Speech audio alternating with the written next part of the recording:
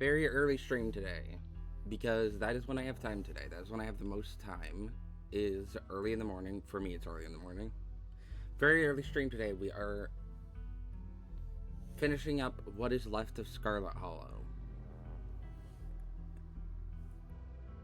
I am very, very excited for Chapter 5. I know I say this for like every chapter, but like, Chapter 5 is the one I've heard the most about. Not the most about in terms of spoilers. Again, thankfully I have avoided spoilers for Chapter 5.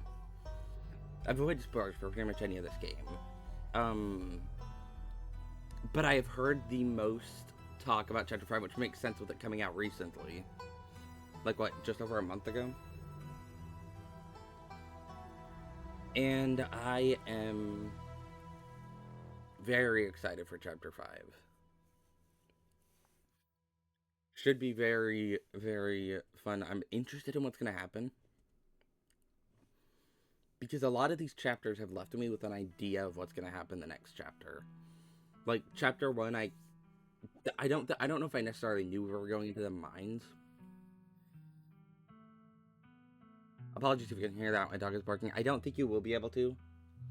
Because I'm using some, like, I found out how to get some, like, noise dampening on the mic, so it shouldn't pick up background noise nearly as much, but if you do hear it, apologies. Don't know what he's barking at. I don't think I've known with every chapter where we're gonna go, but I have, like, each chapter has given me some kind of hints on what's gonna happen. Or at least, not necessarily what's gonna happen, but, like, Chapter 1, did we learn anything about the mines in Chapter 1? I don't think we did, but, like, Chapter 2 left us with, like, Oscar mentioned that his house is kind of being haunted and fucked up by a ghost. So that was kind of a hint, like, oh, Chapter 3, maybe we're gonna go to Oscar's house and deal with that. Chapter 3 left us with hints towards Chapter 4, with, like, there was still the stone carving in the clinic, there was still the thing with Reese. We didn't know what was happening yet. So that left me with some ideas. Okay, yeah, Chapter 4, we're probably going to go back to the clinic. I have no fucking idea what we're doing in Chapter 5. Unless I've completely overlooked some hints the game has given me to what's happening in Chapter 5. I have no idea, and honestly, I'm very excited about that, because I have no idea what's going to happen. Like, anything could happen here. I'm trying to think if there's any... I mean, I guess there's the Forbidden Wing. Wayne did mention the Forbidden Wing. Maybe we're going to go in the Forbidden Wing of the estate this time. Maybe. Let's get into it. Let's get into the chapter and see. Would you like to see a recap before starting episode 5? No, I played that yesterday. Don't need a recap. You wake to the sound of birdsong and to the welcome aroma of breakfast sizzling down the hall of Stella's intimately cozy cottage. The soft cotton oversheet you're wrapped in still smells like her. The gentle morning sun shines in through her bedroom window, speckling the sheets with dazzling spots of light, warming the spot where Stella lay beside you all night. You feel like you've had a good night's sleep for the first time in days, and you know you have her to thank for it.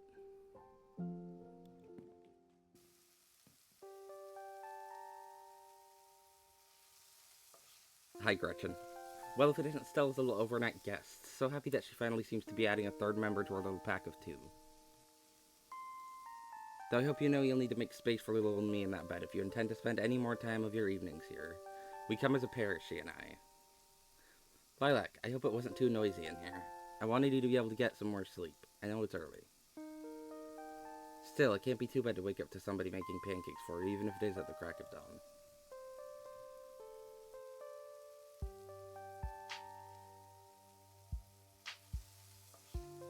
Give her a morning kiss. How'd you sleep? It was so nice to wake up here knowing your face would be one of the first things they'd see. Can't believe you made me pancakes. You're amazing. Thanks for making breakfast. I feel like I barely ate yesterday. I'm starved. We don't have to go through all this trouble. Pancakes.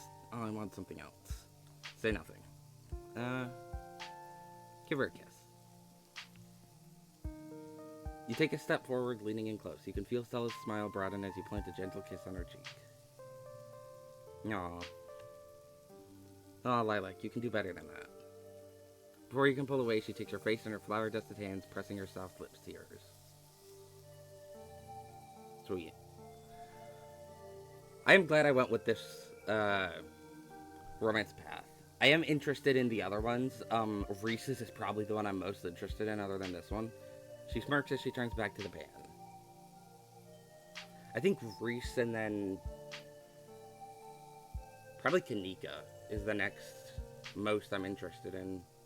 Presuming you can romance her. I haven't necessarily had any direct, like, flirt dialogue options with like I have with Stella and Reese. Who else have I had options with? Avery, I know I had one for them. Haven't really had any for Kanika specifically. How'd you sleep? Aren't I the host here? Isn't that what I'm supposed to ask you? But I slept great. Of course I did. Thanks again for everything you did yesterday. You have no idea how light I feel right now.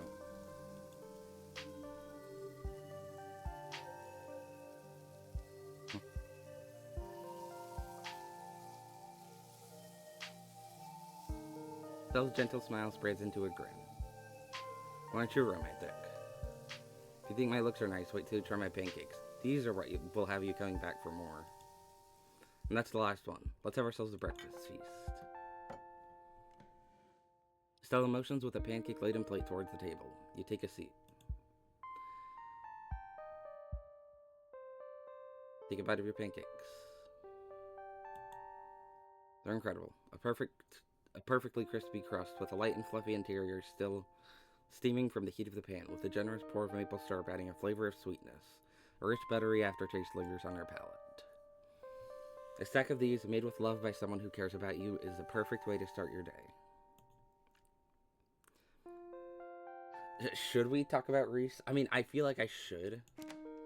But also, I feel like Dr. Kelly's not going to be very happy that I told her. Because she did want me to not... I don't know. Should I tell her? I mean, I do trust her more than Dr. Kelly seems to trust her not to do anything. Like, in trying to let Reese out or something. I feel like she wouldn't if I made it clear that, like...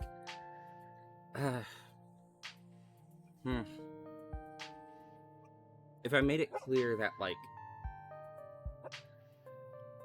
Hi, Gretchen. Again, I love that she just, every time, she just stared directly into the camera. I trust her to not do anything, like, going to help Reese leave. Because I feel like if we talk about this, she's gonna know that, oh, well, Dr. Kelly kind of needs to calm Reese down right now and needs to wait until that happens for him to be able to possibly maybe be open to stuff. But also, Dr. Kelly, I did tell Dr. Kelly I wouldn't tell anyone. But I do want to tell her. Let me see what the other options are before I do that. Wayne said Tabitha wouldn't be around today. I think we should bust into the Forbidden Wing today. Also, I do hope we get to see Reese this chapter, because I do want to at least see... I hope he doesn't, like... I hope that didn't ruin our, like, time bonding last chapter, because I do like him a lot, and I really do hope that he's... That hasn't just ruined my relationship with him. Me tranquilizing him. I'm still glad regardless with the choice I made, because I wasn't going to help him kill Dr. Kelly, basically, but... Because, like, that's basically what I've been doing. If I had the chance to tranquilize him, I would have basically been helping him directly kill Dr. Kelly, and that's... I don't want to do that. So I'm glad regardless of the choice I made, I just hope that he isn't, like, permanently in a state of not liking me. So what's the plan for today? What if we just take a chill one? No ghouls, no mysteries, just hanging out before I leave in a few days. Yeah, I'm sure nothing bad's gonna happen this chapter. I mean, that would be nice, having a calm day, but I doubt that's what's gonna happen. I'm so excited to spend the day with you. It's good to have you. It's so good to have you back. I really missed you yesterday. Say nothing and dig in. I want to tell her about Reese.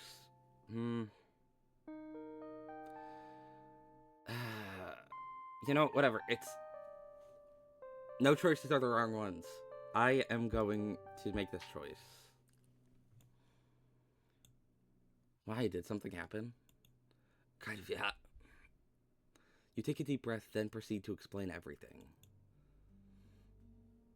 Stella stares down at her pancakes in shock, trying to process what you've just said. Tears well up in Stella's eyes. She tries to blink them away before you can notice. Yeah. Probably is, like, difficult for her to hear all that about one of her closest friends. He's... what? She looked away for a long moment, trying to collect herself. So that means he's all alone right now, locked up in some tiny room? But I guess if he wasn't, then Dr. Kelly would be... I can't believe I was off dealing with all my own pathetic little problems yesterday. If I'd just been there, maybe things could have been okay. Maybe I could have talked him down, or, I don't know, done anything besides moping around while my friend went through the biggest crisis in his life. She takes a sullen bite of pancake. With it, she seems to swallow her momentary distress, her casual demeanor returning as she gives you a weak smile. But it's over. I trust you made the right call in the moment, and for now we have a mystery to solve. Though I will be making a visit to the doc's office soon. I, for one, am glad you locked him away where he belongs. I hope we never see that deranged boy again. I told you, didn't I? I told you he was a monster. Yeah, I guess that does explain why Gretchen didn't like him. She probably sensed something. Whether or not she knew exactly what he was, she sensed something. It's better than letting him kill someone. I took about his time to figure out the best course of action. He's not the kid you grew up anymore with Stella. He's something else now. I don't like that option. He's still the same person. He's going through a lot. I like the top option better. Stella continues staring down at her pancakes, but her shoulders loosen, a forced smile plastered on her face. Oh well, no point in talking about it. We have a lot on our plate today. So many mysteries to solve.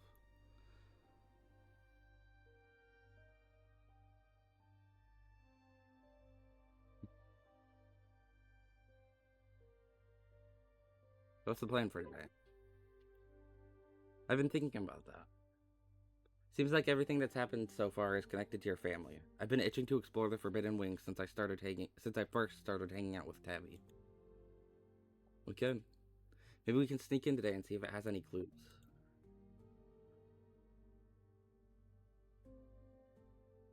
I mean, we can be sure Tabitha won't be there today because Wayne said so.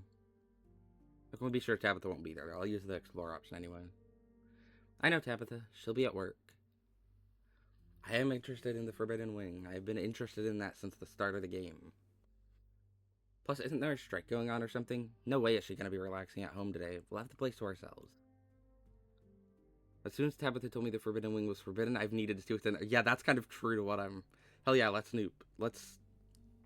Yes, Tabitha will keep no more secrets from me. I hate it up at the estate. Do we really have to go? You want to do mystery stuff today? But we could just chill instead. I do wonder if we pick one of these options, if you can, just like... If the entire chapter is just more calm, probably wouldn't be the entire chapter, but at least the section where you're gonna explore the Forbidden Wing. Are you sure about this? Alternate plan. We sit around here all day watching TV and not sticking our noses in spooky problems. Say nothing. As soon as Tabitha told me the Forbidden Wing was forbidden, I've needed to see what's in there. That's still the best option of these. It's the most true to my feelings on this. I've been interested since she said, hey, don't go there. Right, you can't just name something the Forbidden Wing and expect people to not want to explore it. She's practically asking us to sneak in. Alright, pancakes have been eaten and I'm fueled for today's activities. Let's head out. See, I'm kind of conflicted on, like, the decision to tell Stella about what happened with Reese, because, first of all, I can see it's clearly already affecting her, like, she's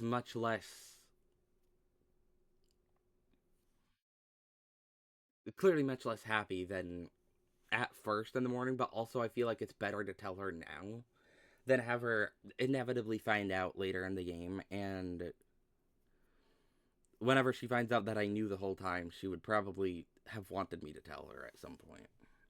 So I feel like it's best to tell her now, rather than waiting for whenever she does inevitably find out, presumably at least, I'm guessing she's gonna find out sometime in the game, surely, sometime in the next couple chapters. Maybe she would even found out somehow in this chapter if I hadn't told her. Stella stands up, Gretchen hopping down from her chair to stand at Stella's side, and the two of them lead you to the door and out into the chilly morning air. Walk through the town is quiet. It's early, and though you can smell the diner cooking up breakfast for hungry miners and brewing coffee for cops to sip while ignoring the horrors plaguing Scarlet Hollow, Main Street is deserted. You and Stella feel like the only people in the world, watching the sunrise over the abandoned library. God, I wonder how different things would have been if, like, I'm just thinking about some of this stuff, like, the library wouldn't have been abandoned if I had given up years of my life for, like, I'm just thinking about all the different possibilities of the game. Oh my god, I'm so excited to do another playthrough after this. I'm probably not going to do another playthrough on stream. Maybe I will, I don't know. Maybe if I take, like, a ridiculously different path, maybe I'll do a different playthrough. Like, maybe if I do, like, well, I'm kind of, like, generally doing, well, at least what I'm seeing as morally good choices this chapter. I'm interested to see if I do, like, a complete opposite playthrough or something, where I do all of the worst choices that I can. I would be interested to see just how different the game could. Maybe I'll stream another playthrough of this if I do a ridiculously different path, because otherwise it's going to be, like, mainly me. Like, if I just do something, like, a similar playthrough, but I'm just romancing someone else or something, it would just be the same. It would just be me skipping through most of the dialogue and, like, reading a handful of new pieces of dialogue. A couple new scenes, but, like, not a ton would be different. But I might stream if I do a hugely different path or something. The estate looms over the three of you, more unwelcoming than it's ever been, as if the small bit of time you spent away in a warm house, still full of the love that built it, has made the mere thought of the crumbling manor unbearable. Oh dear, I forgot how dreadfully thin the air all the way up here is. Oh yeah, we're gonna get to see Gretchen and Furfur interact. I didn't think of that. However, does Miss Tabitha survive at so great an altitude? Perhaps that's why she's got such a sour disposition. Wow, I can barely remember the last time I made my way up that hill. Perlan didn't exactly make it easy for me to see Tabitha, so we usually just hung out anywhere else we could think of. Your aunt had a tendency to shoot first and ask questions later. She shot? Wow, I can see why no one in the town liked her. So I figured it was best to not risk winding up at the business end of her shotgun. You only make that mistake once. It's sad to see how much worse it's gotten. That cliff used to be a lot farther away from the house, but it's claimed a lot of ground. The place looks like it could fall any day now. Yeah, I am slightly nervous assuming that's the Forbidden Wing. It's like literally hanging off of the hill. It used to be such a beautiful house.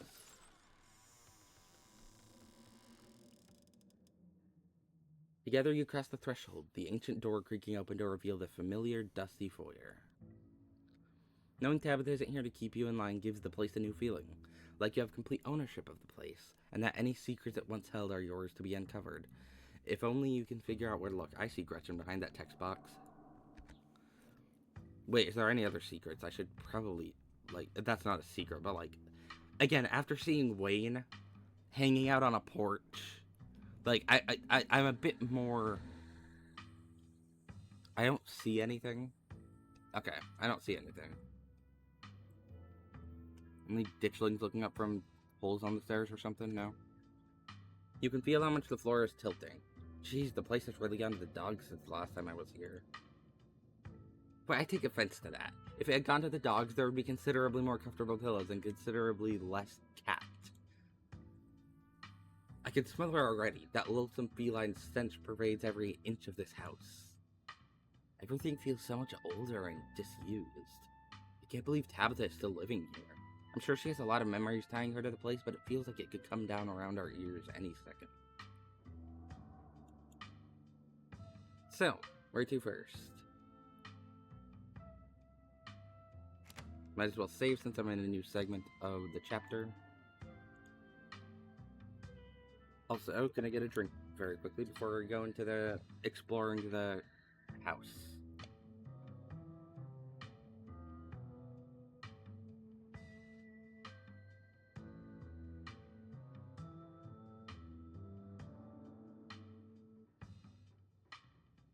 Go to my bedroom.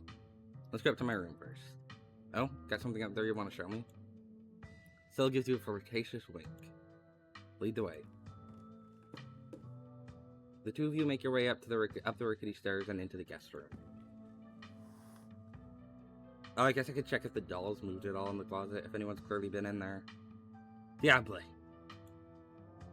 Uh-oh, sorry, Furfur. So we meet again, Furfur. Wait, it has been ever so long. I'm sure you missed me terribly.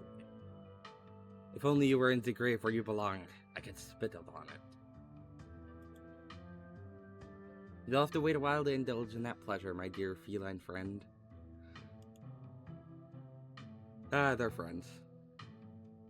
There they go growling and hissing at each other like always. Gretchen usually gets along really well with cats, but I guess Furfur is just too much of a capital C cat.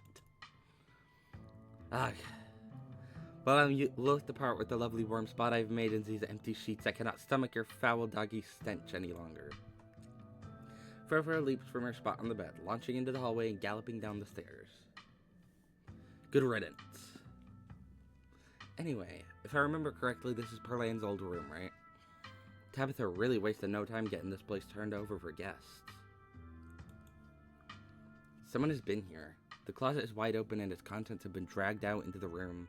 A discolored residue smeared on some of the larger boxes, giving you a hint as to who might be behind the invasion of privacy. Holy shit, this mess has got to be Wayne, right? I think I know if you were that messy. Did you say this was Perlane's old room? I knew someone died in here. Tabitha was so dismissive when I brought it up. Does that mean this is where Perlane died? Oh my fucking god, Tabitha, why didn't you tell me? You said this was a guest room. I guess it technically is now, but... Really? Do you have to... Tabitha, you could have told me. The closet was not like this yesterday morning. Investigate the closet. I don't like the look of this, Stella. Go to the door to the Forbidden Wing instead. Did you say this was Perlane's old room? I knew someone died in here. Tabitha was so dismissive when I brought it up. Perlane did die in her sleep, so one can assume. Maybe Tabitha just didn't want to talk about it. Or Tabby just didn't want to talk about it. I guess. It's okay. Now you can just sleep in my bed for the rest of the week. If Tabby gets mad, oh well. She shouldn't have made you sleep in a dead lady's bed without even telling you. Plus, it was not like this yesterday morning. So your room's been tampered with. All the more reason to check it out. You and Stella crossed the room to investigate the open closet door. What the fuck?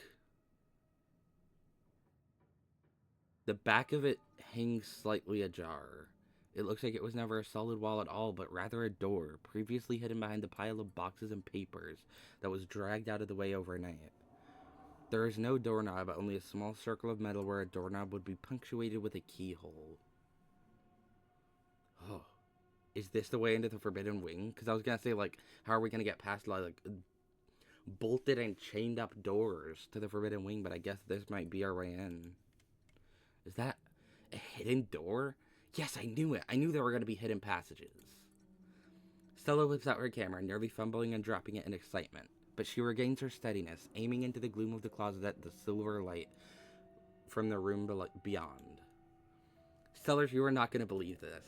We're here in the Scarlet Estate trying to get to the bottom of what exactly is going on around town, and have just uncovered this hidden door in Lilac's closet. I think you're right, Stella. Wayne is behind this. Don't you think Tabitha's going to get mad at you for filming in here? Like, legal action mad? I do worry about that. I wonder if Tabitha's going to... We're going in. Guess we found our way to the Forbidden Wing. You're going to be the death of me, Stella. You go in first. I'm too scared. This is too easy. I don't trust it. We're going to the downstairs entrance. We can figure out our own way in. Step into the secret passage. I think you're right, Stella. Wayne is behind this. Probably is. He was the one who told me to go here. Does that mean Wayne knows about the layout of the Scarlet Estate? Huh.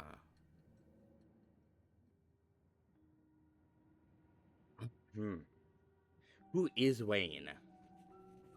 Because it's not Wayne in that body.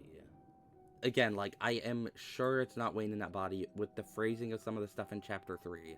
Like, specifically referring to Wayne not as I am Wayne, but as in this body was Wayne. Or this body is Wayne, or whatever. It's not Wayne in there. It's someone who knows the layout of the Scarlet Estate. I mean, this could be completely wrong, but could it be...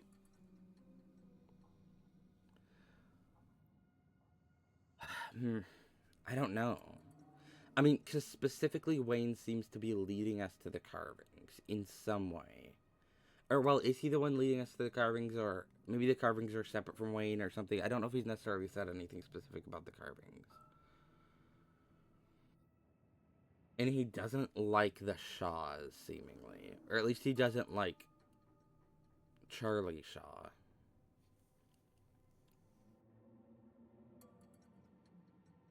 I mean,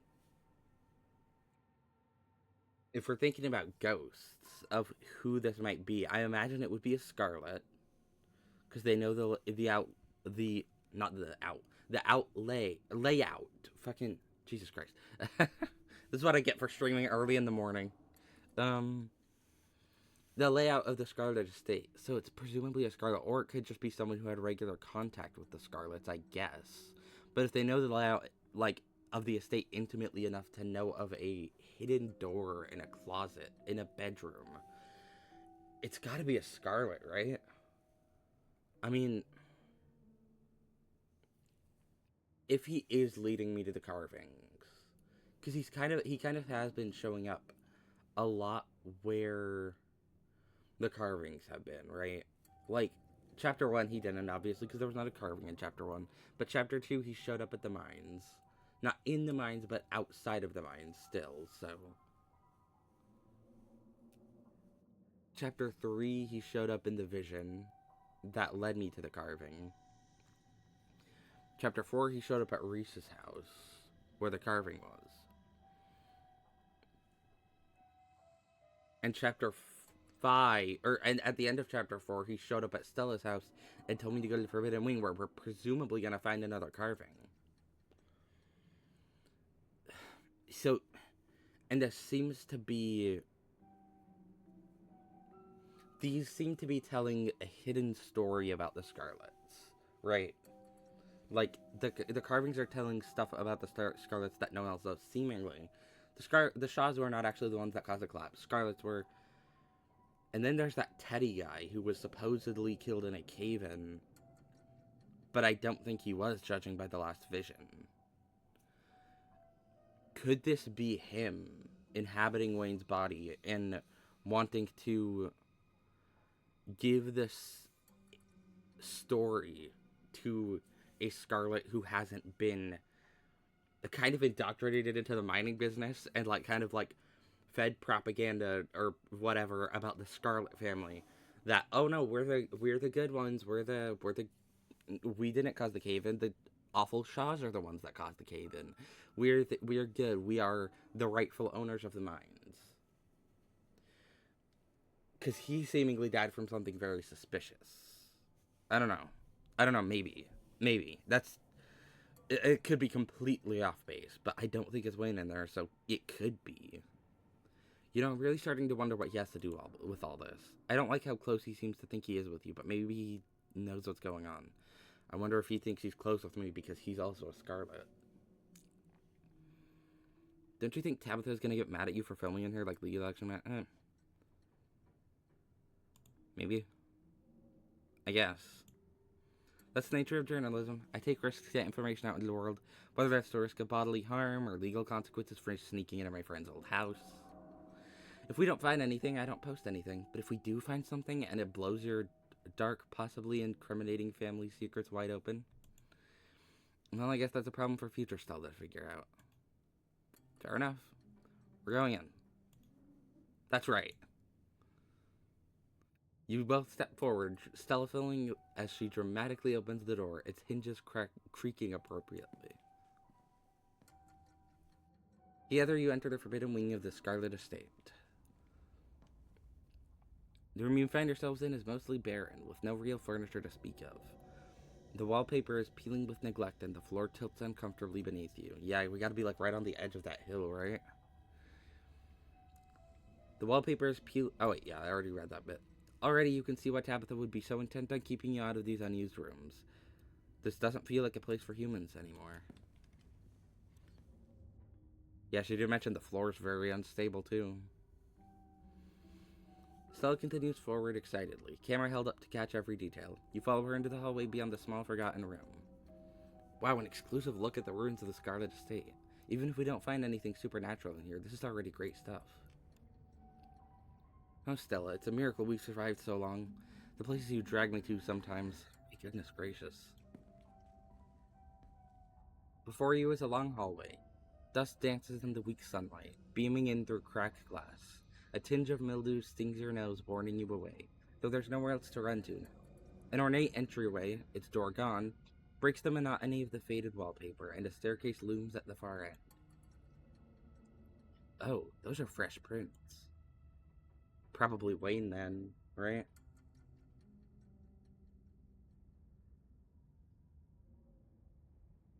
Hello, Lakari Art. Welcome in. What's this game? How's the playthrough going? The game is Scarlet Hollow. And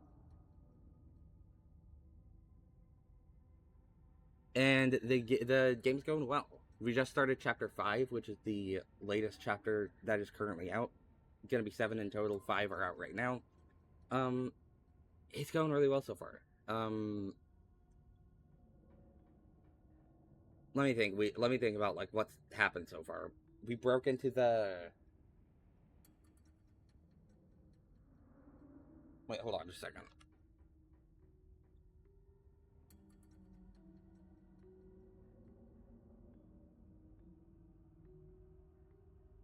Hello, Soul. Welcome in. Yeah, welcome in.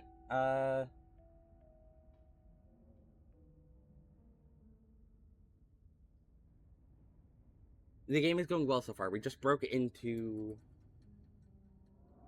our cousin's estate, the forbidden wing of it specifically. We found a hidden door that seems to have been opened by someone. Someone's clearly been in here recently. Yeah, and we're gonna see if there's any interesting secrets here. That's pretty much all that's happened this chapter so far, I believe. It's very interesting so far. This entire game is very interesting. Let me think if there's anything else that's not in the chapter. Not really. It's kind of very, very early in the chapter. She zooms in on what you now notice is a faint trail of human fingerprints along the dusty floor of the hallway. Don't think we can see them in the art, but yeah, probably Wayne then, considering he's seemingly the one who opened the door. Those prints belong to that vile shell of a man. Okay, so yeah. Also, she's calling him a vile shell of a man, so I think my guess is true about him. Probably, since everyone thinks he died, his body has been taken over by something else, someone or something else. Probably one of the Scarlets, again, if he's that familiar with the Scarlet Estate. It's probably not just some random person who would happen to know that there's a hidden room that opens up to the other side of the estate. I'm certain of it. His scent is unmistakable. Looks like our friend has been doing some exploring of his own. We'll have to be careful. I'd rather not run into him while sneaking around here. Investigate the unrated entryway. Let's see what's in here. You both make your way to the dark doorway in the middle of the corridor. It seems like some kind of entertainment room. The sort you'd expect out of fancy rich people who wanted to show off. It would feel elegant if not for the massive crack that runs through the entire length of the floor. Oh yeah. It would feel elegant if not. Oh, wait, yeah. The air here stinks of mildew. You can see why Tabitha doesn't want you exploring these rooms. There is a large painting on the far wall of the room. From a distance, it looks like it might depict the town.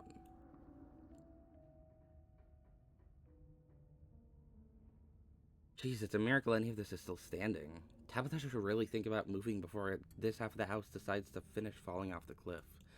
Hopefully it doesn't finish falling off the cliff while we're inside of it. I doubt it would, because that would kill us, and I doubt you can die before Chapter 7. You probably can die in Chapter 7, I'm guessing. Because it says you might not even be able to save yourself in the intro of the game. But I doubt you can die before then. I doubt you can end the game early. This room makes my nose tingle, and not in a pleasant sense of the word. As Stella excitedly films B-roll of the ruined parlor, something else catches your eye too. A bookshelf, or rather, what's left of a bookshelf, hanging by a single rusted hinge. I should check see if I can see Wayne anywhere. I don't see him anywhere. Again, I am always, like, checking for Wayne in any, like, scenes like this, where it's like a large room or a large open area outside or something, because last chapter I saw him on a porch on the edge of screen, and I don't trust open spaces like this anymore without checking them to make sure he's not here.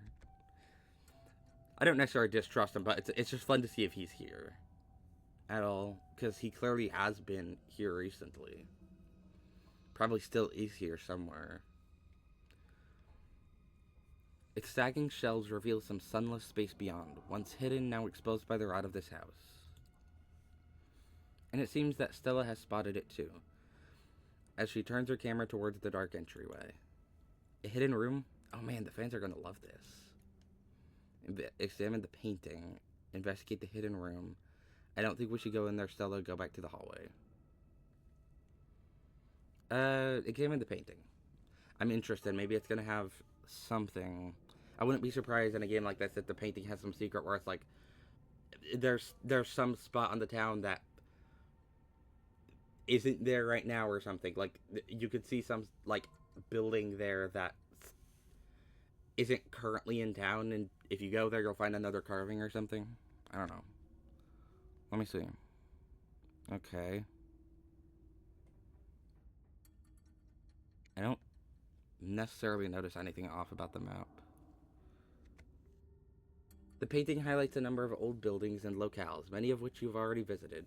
The town hall, the estate, the mines, and the clinic, still called a hospital at the time of this painting. The church. And then there's somewhere you've yet to see. The historical Callaway/Tremaine homesteads. Somewhere we have yet to see on there. And that will be our little town. Oh, there's a plaque under it, in commemoration of Enoch Scarlett, head of the Scarlet Hollow Landmark Revitalization Project. Let the past never be forgotten. I feel like writing something like that is just asking to wind up gathering dust in a neglected room like this. Let this be a lesson to all of my viewers looking to immortalize their life's work. So, two of you, maybe. Investigate the hidden room. Stella takes you by the hand, her firm grip lending you a sense of security even as you both step over the wide gap in the floor. Together you duck between the shelves, stepping over water-damaged books and into the darkness of the hidden room. The space is dark, its features barely illuminated by the faint light trickling in through the myriad of cracks and holes in the walls. The wallpaper, a deep, exquisite red, adds a blood-like glow to the dimness. The walls are lined with an ornate display cabinets, some empty, some still presenting their antique treasures. Nestled between the cabinets, a single tall bookshelf remains standing, its occupants dusty but mostly intact. But all of these are ornamental details. Your focus is drawn to an expensive-looking antique desk in the center of the room. This room stinks to high heaven, and it's a lively stink, not like the dead stink of the rest of this awful house. Unless my nose deceives me, I do believe there is some kind of wild animal in here. A possum, if I had to hazard a guess. Ugh. But if anything tries to lay a single paw on my Stella, they'll have hell to pay, mark my words. Gretchen barks out at the rest of the room. attempting to intimidate whatever it is she smells. Nice. Just Gretchen. We wouldn't want anybody to find us here. Who knows? They might try to seal it back up, Amontadillo style. Gretchen quiets down, but that doesn't stop her from thoroughly investigating the space. Well, not surprising there's wild animals living in the abandoned area of the house. As long as it's not a dredgeling or something. She said possum, and I guess she's a dog, so I probably trust her sense of smell more. But also, again, we've already had seemingly rats confused for dredgelings by one of the townsfolk. So maybe a possum could be as well. They haven't gone indoors yet, but also until last chapter, they hadn't gone out during the day in general. They were just exclusively out at nighttime. So they're getting bolder, seemingly, as whatever disaster they're around for gets closer. Presumably whatever's going to happen in Chapter 7, I'm guessing. This is it, Stellars. The kind of find every urban explorer hopes for. A hidden room locked away in the Scarlet Estate, full of weird artifacts and keepsakes no one was ever supposed to find. They weren't counting on a couple of investigative documentarians like us to go looking, but here we are, about to blow your family's sordid past wide open. Investigative documentarians. Is that what YouTubers are? Examine the desk. You've seen enough, go back to the hallway. What this YouTuber is. I've been thinking of opening with that instead of the YouTube thing. Then I wouldn't have to explain what YouTube is to any old people who ask what I do for a living. Not that the old people around here don't already know all about it and have YouTube accounts just so that they can follow my channel. But you know, hypothetical old people, future old people I might meet. Examine the desk. See if there's any interesting stuff here. You step towards the desk. Maybe there's something worth finding in its drawers. In the top drawer. The top drawer mostly contains old-timey letter writing materials, complete with a fancy dagger-shaped letter opener and a wax stamping kit emblazoned with the initials ES, Enoch Scarlet, presumably. The wax seems lightly gnawed. Underneath, you find a pile of crumbling financial documents. Scrawled in neat cursive in every spot that needed a signature is the name Enoch Scarlet. Yep. This must be his desk, meaning this also must be his study. Teddy. And hidden among the documents you find an ancient photograph. A stern blonde man stares up at you from the detritus at the bottom of the drawer. A face you're surprised to find you recognize. Probably from the visions. Yeah, it's the man from your vision, the one in the hospital bed. Hey, I've seen that before. That's the picture of Theodore they put in the local history books. That's your great-great-uncle or something. The one who died in the collapse. Died in the collapse, quote-unquote. From that last vision, I'm starting to doubt he actually died in a collapse. Presumably Enoch had something to do with it. Considering he was the one who made the report on the body and was like, no, sadly they couldn't recover his body. So, yeah. Tell Stella about your vision. I had a vision about him yesterday.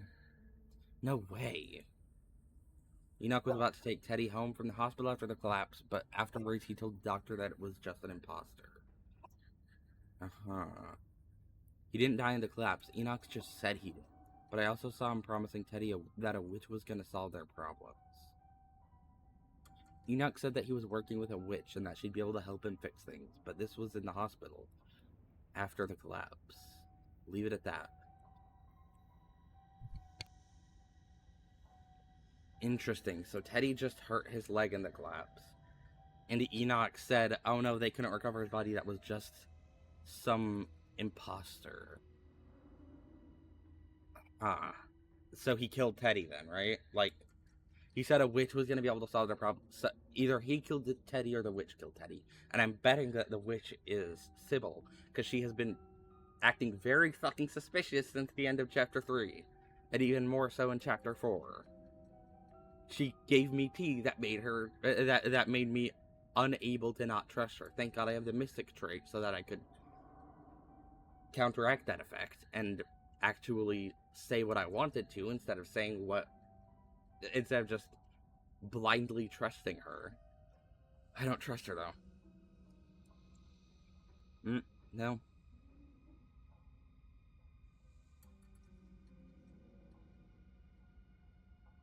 He didn't die in the collapse. Enoch just said he did. But I saw him promising Teddy that a witch was going to solve their problems. Stella focuses the camera on you as you explain the vision you saw yesterday. She's clearly shocked by this revelation, drinking in every word, eyes growing wide. What's that about a witch? I would have figured Enoch was some straight-laced religious dude. Definitely seems like there are a lot of layers to this mystery we have yet to uncover. Close the drawer. You close the drawer. Open the bottom drawer, let's see. The bottom drawer offers some resistance as you try to pull it out. It seems that it was locked, though the bit of metal attempting to hold it shut seems to have rusted to the point of uselessness years ago. It gives in with a sharp tug, rotting wood splintering softly somewhere within the century-old desk. Oh, possums. Two opossums stare up at you from within a nest of old glass vials, those beady eyes blinking with surprise. Huh. Glass vials. How did they get into a locked drawer? They wouldn't have been able to shut. I guess maybe they ate their way in through the back of the desk or something. Maybe. I didn't see if there was a hole in there or something. Because there's no way they've survived over 100 years. Or however long it's been since Enoch died and this part of the estate was abandoned. Vermin, what foul little beasts. I can't let them hurt my Stella. Let me at them. I thirst for the hunt. Afraid. Both possums immediately play dead.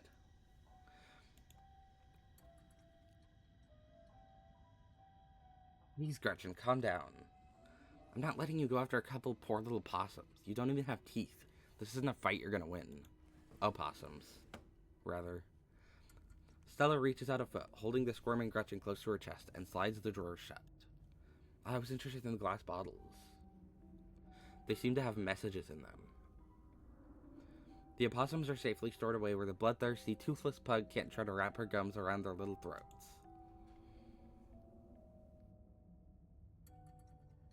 Step away from the desk. There's still the hidden room to investigate. Oh wait, never mind. This was the hidden room. I investigated the painting and then the hidden room. Right. Duh. You step away from the desk. You've seen enough. Go back to the hallway. Let's see where there's footprints.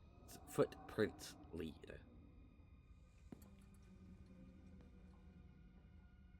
You find yourself on the third floor of the estate for the first time. As you take in your surroundings, Stella slowly pans the camera down the length of the hall, working to build dread and tension for her future viewers. Fuck. I didn't mean to skip that dialogue before reading all of it. She clears her throat again, resuming her narration in a charmingly professional hosting voice. Clearly, Lilac and I are not the only people who have passed through the supposedly forbidden wing. Who knows, we might end up running into someone else sneaking around in here. Probably Wayne, yeah. If you're watching this as found footage after the two of us went missing, now you know where to start looking for our bodies. She drops the camera after her morbid joke, her voice returning to its usual casual cadence. Looks like the footprints go all the way down this hallway, into that far door. Approach the window, move the boxes from in front of the nearest door, enter the middle room. Approach the window. Let's see. You carefully approach the window at the far end of the hall. Oh. That sure is a cliff. There is nothing below that window but the tops of distant trees, the ground having crumbled away. The only thing stopping you from plummeting to your death is the straining foundation that still somehow holds this place together. At least for now.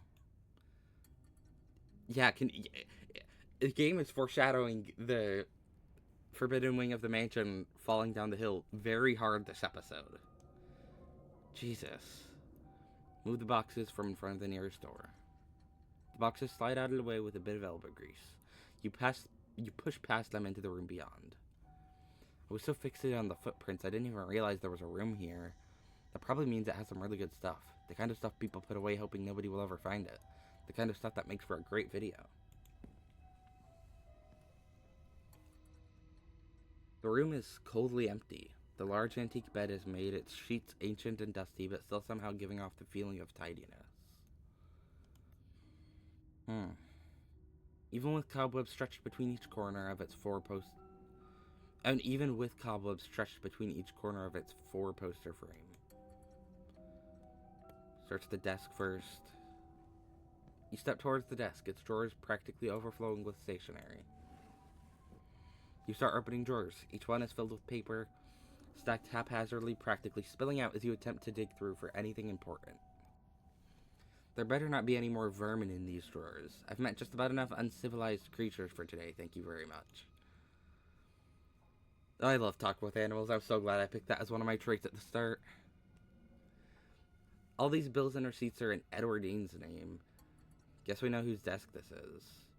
The rest of the room is so neat and tidy. It's amazing that her drawers are such a hoarder's nest of old paper. But I wouldn't be surprised if the Scarlet Ladies have always been like this. Pretending they have everything together on the surface, then being a total mess on the inside.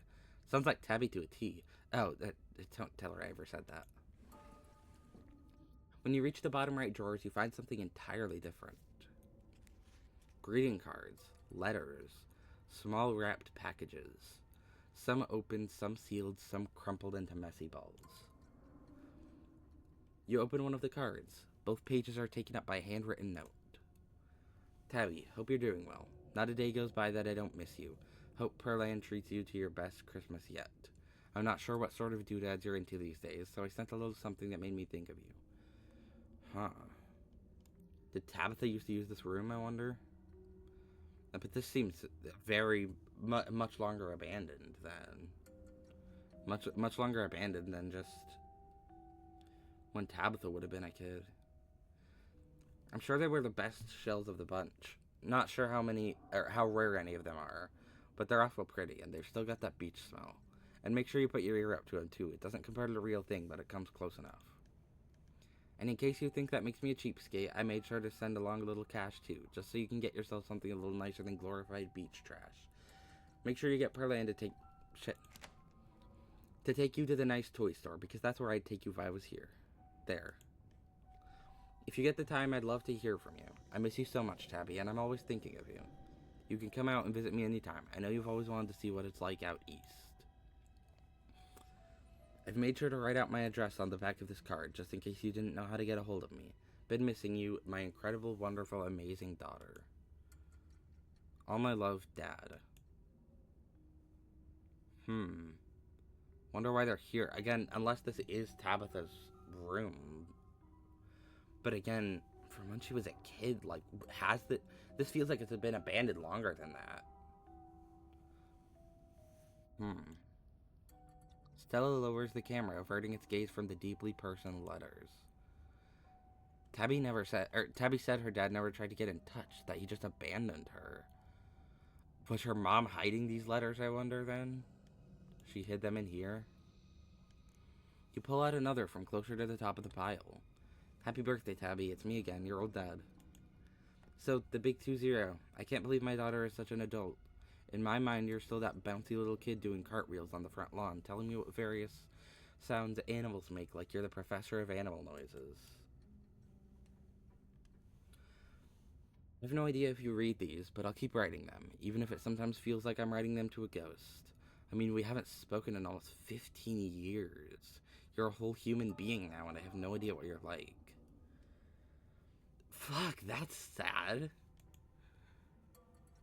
Her mom presumably just hid her letters. I like to think we'd get along, though. As always, my address is on the back. I hope you'll decide to come visit me one of these days. I've got a guest room all set up, just in case. It's always ready for you, kid. I love you and I always will, no matter who you turned out to be. Love, Dad. There are years and years of these. The bottom drawer is almost entirely unopened envelopes, dated from when Tabitha would have been just a kid, all from him. It all kind of looks like Edwardine and Pearland were keeping these from Tabitha, on purpose, for practically her entire life. I don't even know if we should tell her. I mean, there could have been a good reason, right?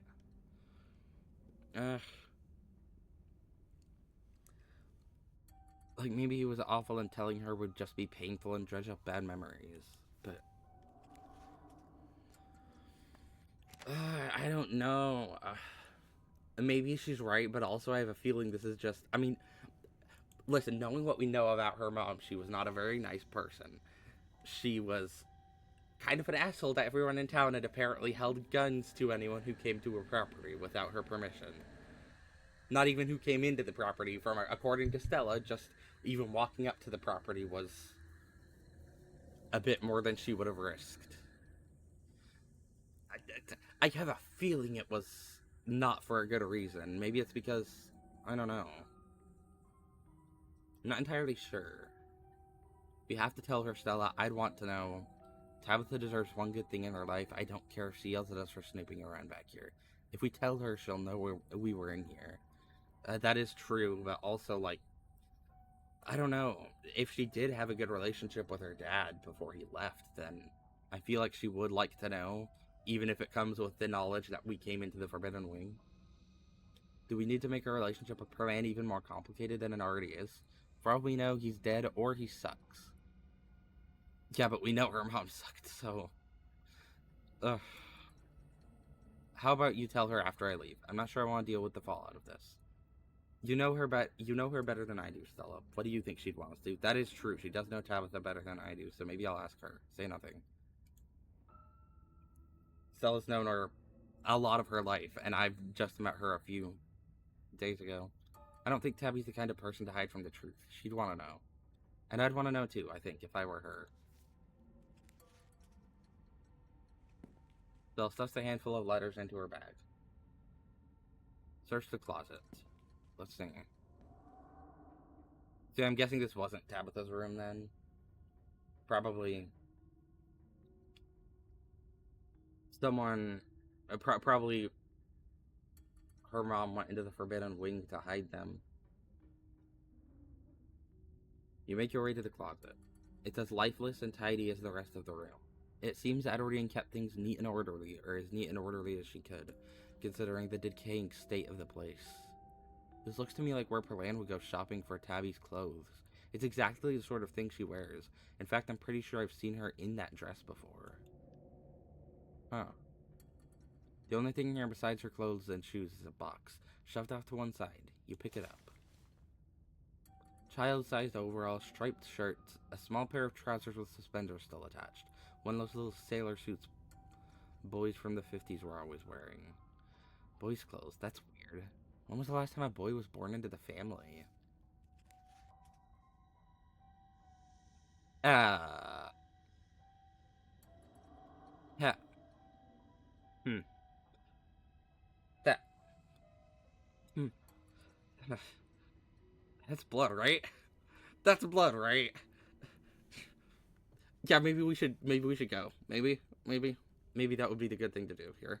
I don't want to deal with some child ghost or something. We already dealt with the ghost in chapter 3. When you pull out the last shirt, a note is revealed, tucked away in the bottom of the box in a protective plastic sleeve. It's scrawled in almost intelligible handwriting, written in some thick brown watery ink that's cracked with age. Okay, maybe not blood then. Mommy, I am in here too, and I love you. What the? Even through the shiny stuff, I can smell the blood. Okay, never mind, it is blood. I was right. And it isn't nice smelling blood either. Put that foul thing back where you found it before it sends me into a frenzy. It's okay, Gretchen, you don't have to squirm so much. It's just paper. Really, really creepy paper. Stella zooms in on the unsettling note, making sure the camera takes in every detail. Okay, I got the footage I need. You should put that back before you get a curse from it or something. That's... Yeah, okay. You drop the note back into the box again, again covering it with the clothes.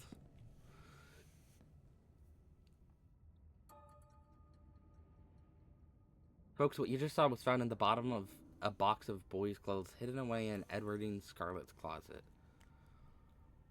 Huh. Yet the only children she supposedly ever had were 2 girls. This mystery is getting so thick it's gone from gumbo to gravy. But, I'm trying to figure out who this... It's not whoever's possessing Wayne, right? I mean, he invited us into the Forbidden Wing. He knows the layout of the Scarlet Estate. I was thinking it's Teddy before, but it could be him. Found records yesterday, and actually, Edwardine had a stillborn boy, middle name Charles. Are we sure he was stillborn? That note's just a prank, right? Jesus Christ, I'm scared. That was scary. Say nothing. I mean, unless he was stillborn, and I mean, we know ghosts are real in this world, so I don't know.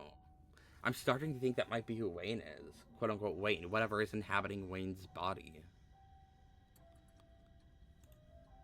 Found records yesterday, and actually, Edwardine had a stillborn boy, and his middle name was Charles. Still, his eyes go wide.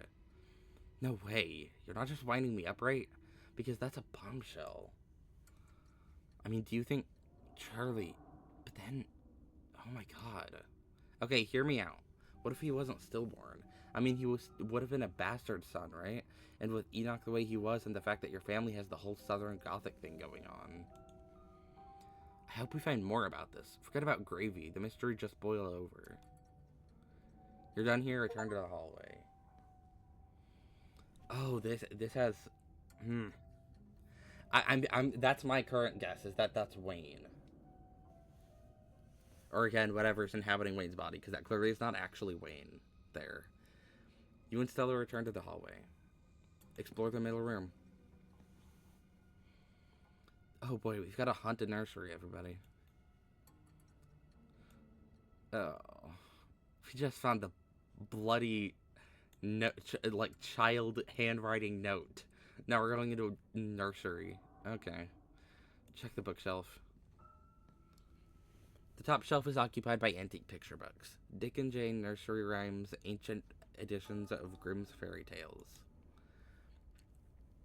The lower shelves are full of educational material, from children's encyclopedias to writing practice workbooks. From the sheer number of learning-oriented books on the shelf, you get the impression that the children who lived here were not supposed to be interested in fun and fiction as they were in diction and spelling. We're not supposed to be as interested. Your family may have been wealthy, but maybe not in joy. Yeah. Read a few writing practice books.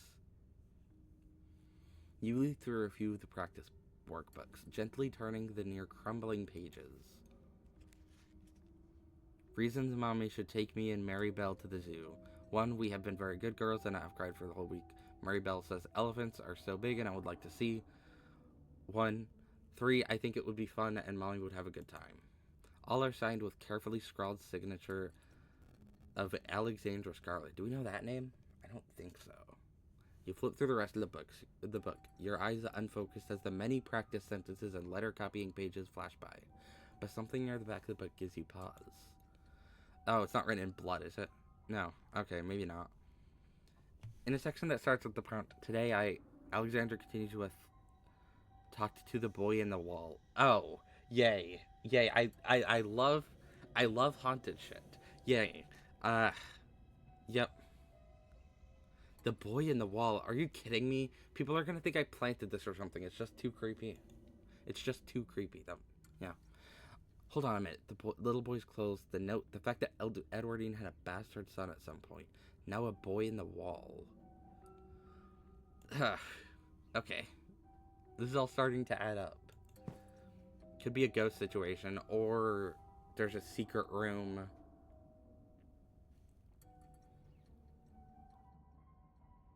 And that was where he was. You're done here. Return to the hall. I mean, the room had boxes piled in front of it. So maybe the child would think it's just a wall. If he was staying in that room. Hey, hold on. This encyclopedia has something sticking out of it. Daddy plays with me and Mary Bell.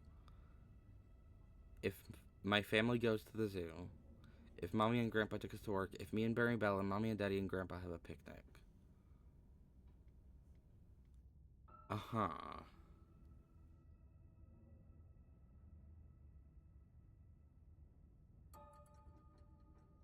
Interesting. So, all are signed with the carefully scrawled signature of Alexandra Scarlett. There's a strange, fantastical element to these pictures. Everyone is smiling and sitting together as any family would in a child's drawing, and yet it feels like these are drawn in the same helpful way a child would draw a unicorn. Expressions of some reality that Alexandra could only dream of.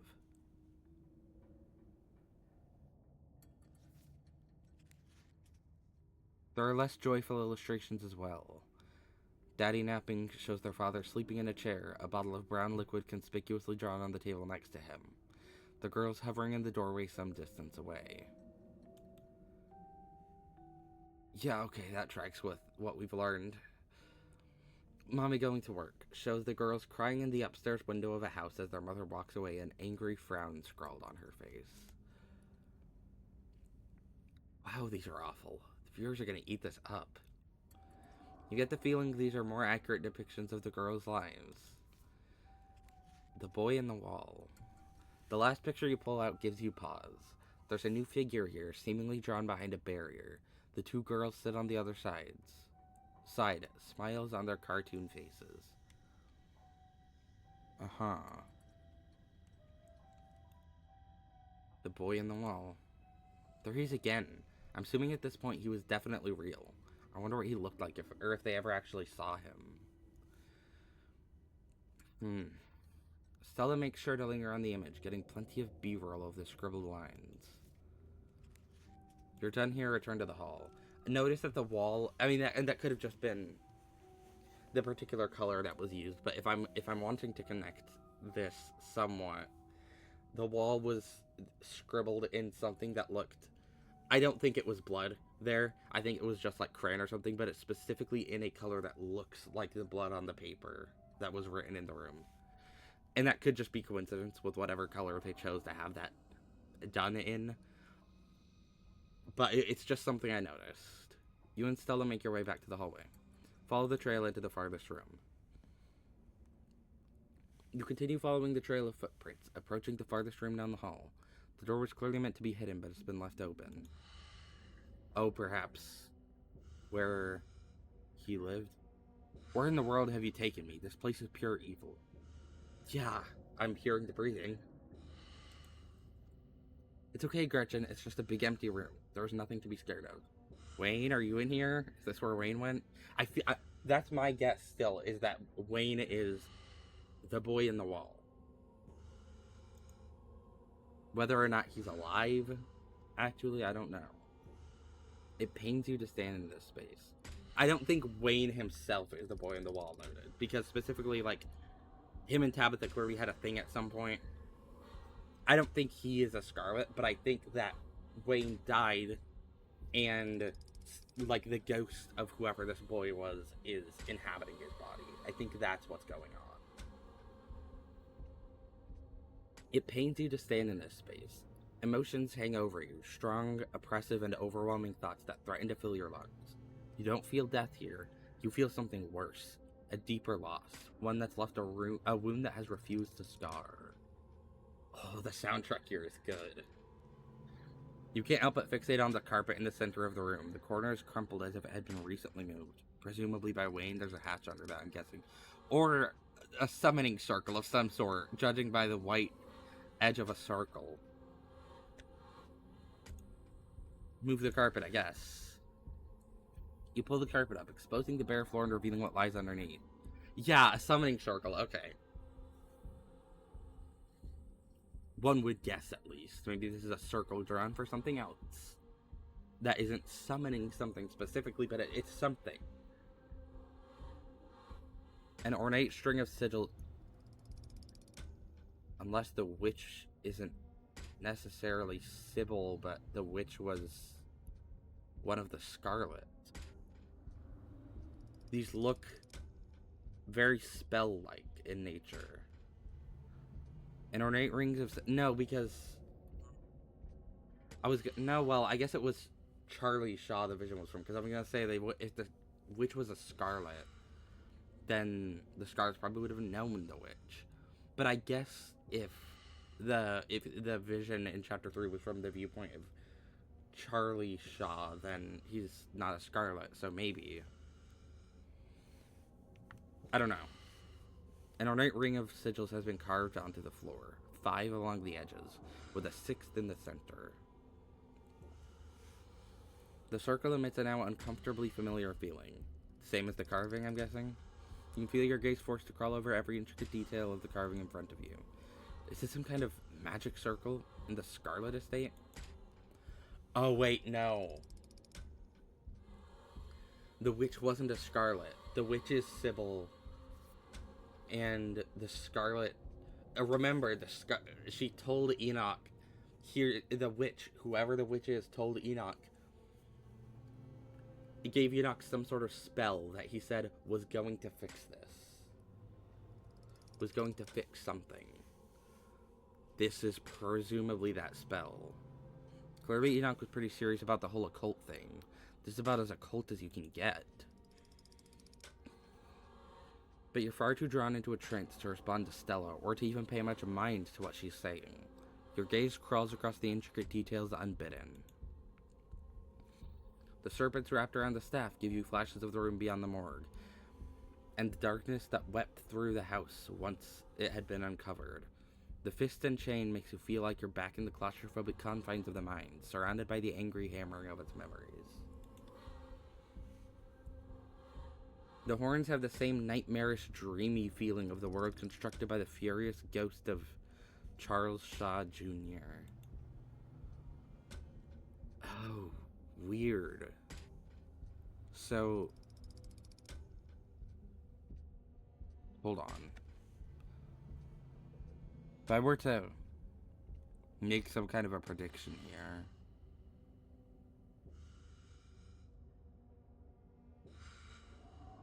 horns,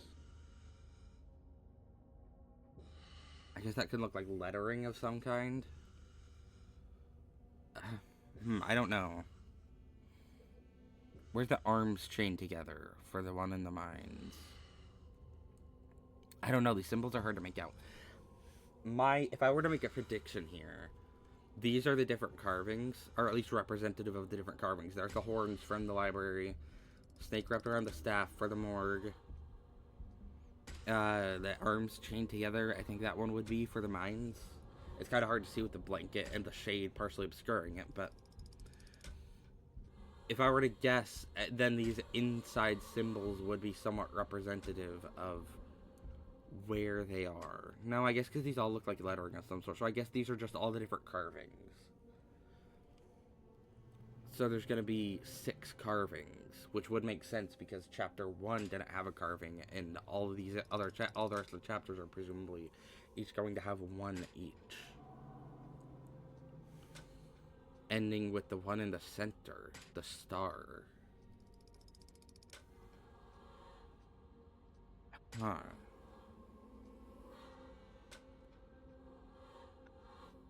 The others are new to you.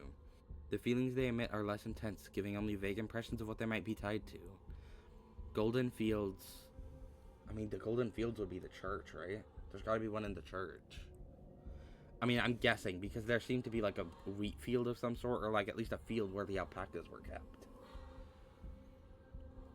And I feel like we're gonna have to go to the church at some point anyways, because, yeah, the church seems to have a dredgling problem in the basement of some sort. The mewling of fresh souls, just slithering out from the womb and desperate to be fed.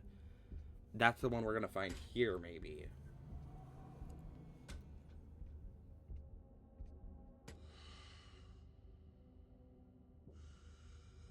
I mean, judging by the fact that this is like the home of the Scarlets.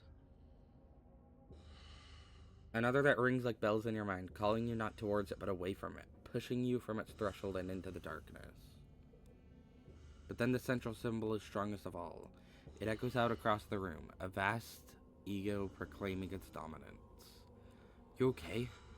Oh no, did the circle do something to you? Talk to me loud, snap out of it. The bell chime's not calling me but pushing me away, and there's a field somewhere torn by hunger and... What? I'm fine, just lost in thought. Just got lost in thought. I feel like I've been losing my mind over the course of the week. Like bit by bit, I'm losing my free will. Give her a thumbs up. Save. I haven't saved in a bit.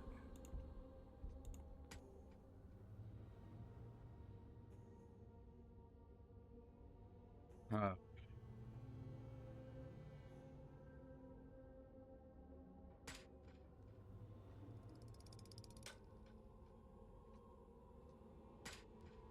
I guess the mystical one. Hey, come on, stay with me. Let's get you out of this room. She flashes you a confident smile, her eyes shining as they meet yours. Her faith in you is unwavering. Stella crosses the room, training the camera on the door on the far side. Like the way you entered it too has been left ajar, as if inviting you to explore what might be behind it. Gotta find another carving, probably. The doors to this room seem like they would be almost totally invisible if they hadn't been left open. There aren't handles or anything, just keyholes.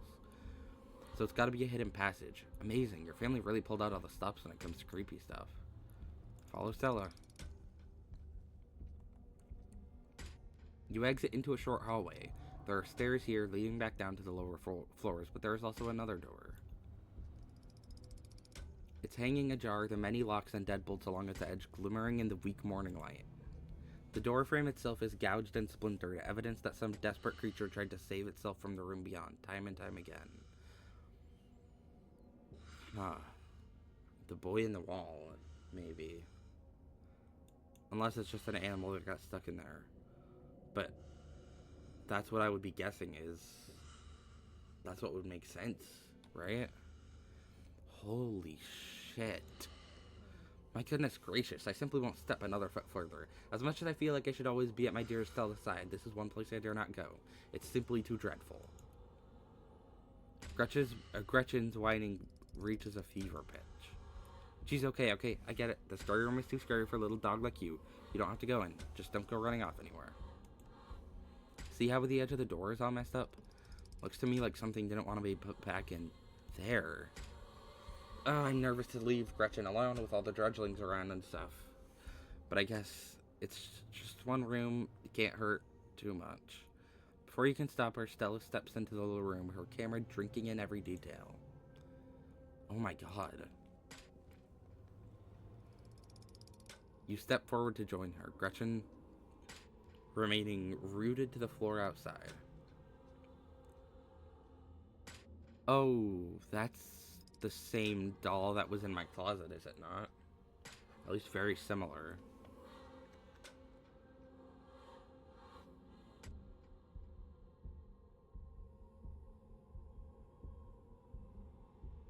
That's fucking grim. The scratches all along the walls and floor.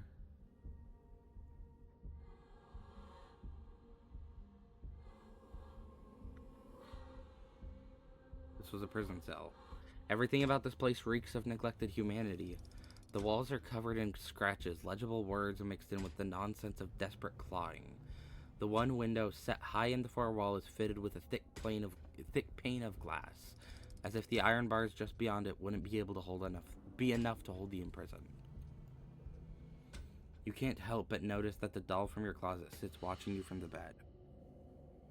One eyelid drooping. It adds an extra layer of menace to the already deeply unsettling room. Yeah, so that is the doll from my closet. I was right. Okay. Look at all these scratches in the walls. Did a person do all this? I can't imagine how much it would have hurt. It stinks too, like nothing I've smelled before. I've been in sewer drains that smelled better. Tabby. What happened here, Lilac? What the hell happened here?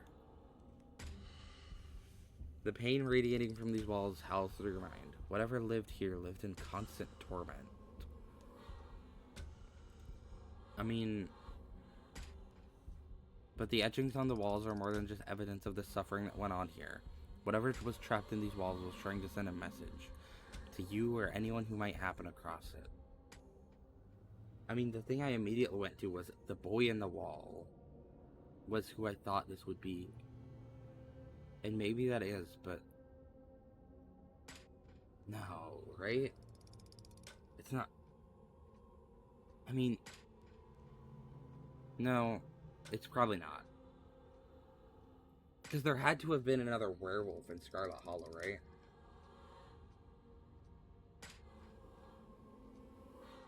Whoever is the father of Reese would have had to have been a werewolf, right? And these scratches along the wall, like, I don't think a child would be able to scratch stone like that. Even a grown person probably wouldn't be able to scratch brick and stone like that.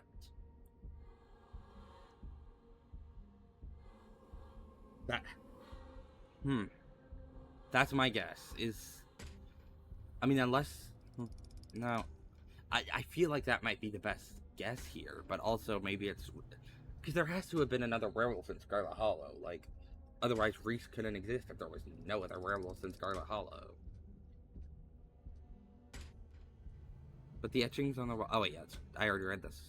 Your eyes are drawn to the massive, almost letters, dug as deep into the brick as this cell's prisoner could manage, highlighted with whatever pigments were available. It almost looks like a word, though none of the lines meet up, causing you to constantly doubt whether they're letters at all or just lines that fool the eye into imagining shapes that aren't there. Your stomach clenches with nausea as you run your eyes along the deep furrows in the wall, but whatever was in here wanted those words to be known. So you do your best to score them away, trying to burn the image of them into your mind, carved deep into the wall, bloody against the filthy brick. Yeah, the boy in the wall.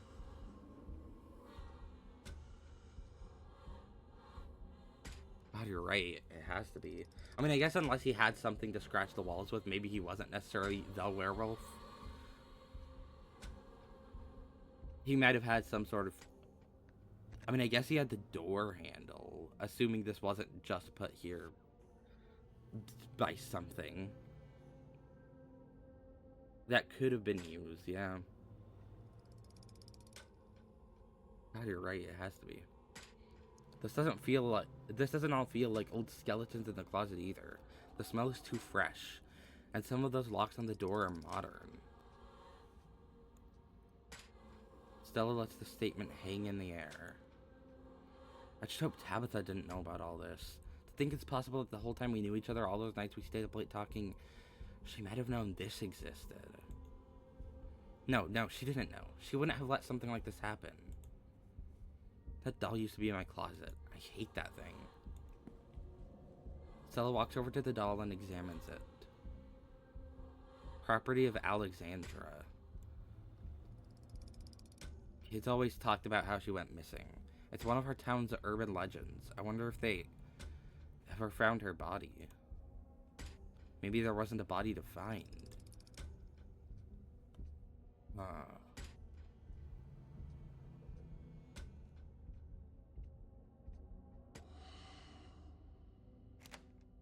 Maybe. I'm gonna save.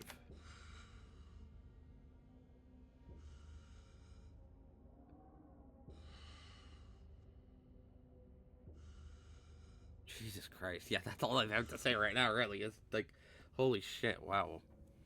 I don't want to be here anymore. You and Stella are interrupted by a sound wrapping around you. Music. The tinkling of piano keys, played by a clumsy hand. They echo up a narrow staircase at the end of the hall, one you've yet to travel. Wayne? You hear that creepy music, right? Yeah. Stella seems uncharacteristically shaken. She clutches at your arm, the camera trembling in her hand. Oh god, someone else is in here. You know who you'll find if you choose to follow the tune. It's an invitation. Wayne's blackened fingers sending out a message across the quiet house.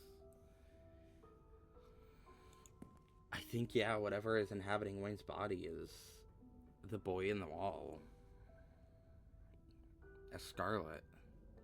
It would make sense. Because again, like, yeah, whoever opened the door for us, presumably Wayne, because he invited us into the... Like, the last chapter, he was like, hey, go into the Forbidden Wing tomorrow. So it's Wayne who knows the layout of the Scarlet estate. Or at least whatever is inside of Wayne's body. It's... yeah. The two of you stagger back into the hall. Do you think it's him? Wayne? Stella seems to swallow her momentary fear, straightening back up and letting the light return to her features. If it is him, he could have information. He seems like he knows a lot about what's been going on in town. And who knows, maybe he'd be more willing to talk now that we found all those secrets her family has been hiding. And maybe... Finally, the two of you have removed yourselves from that wretched place. That means it's time to go, yes? It's time for all of us to leave this awful place. Not quite yet, I don't think. I'll go alone. He might be more willing to talk if it's just me. We'll go talk to him together. I don't really want to leave Stella and Gretchen alone. If Wayne wants to talk to me so badly, he can ditch the theatrics and just talk to me. Let's leave. No way am I gonna go looking for some spooky guy playing music. Let's just leave. Take her hand and go back the way you came. Take her hand and follow the music.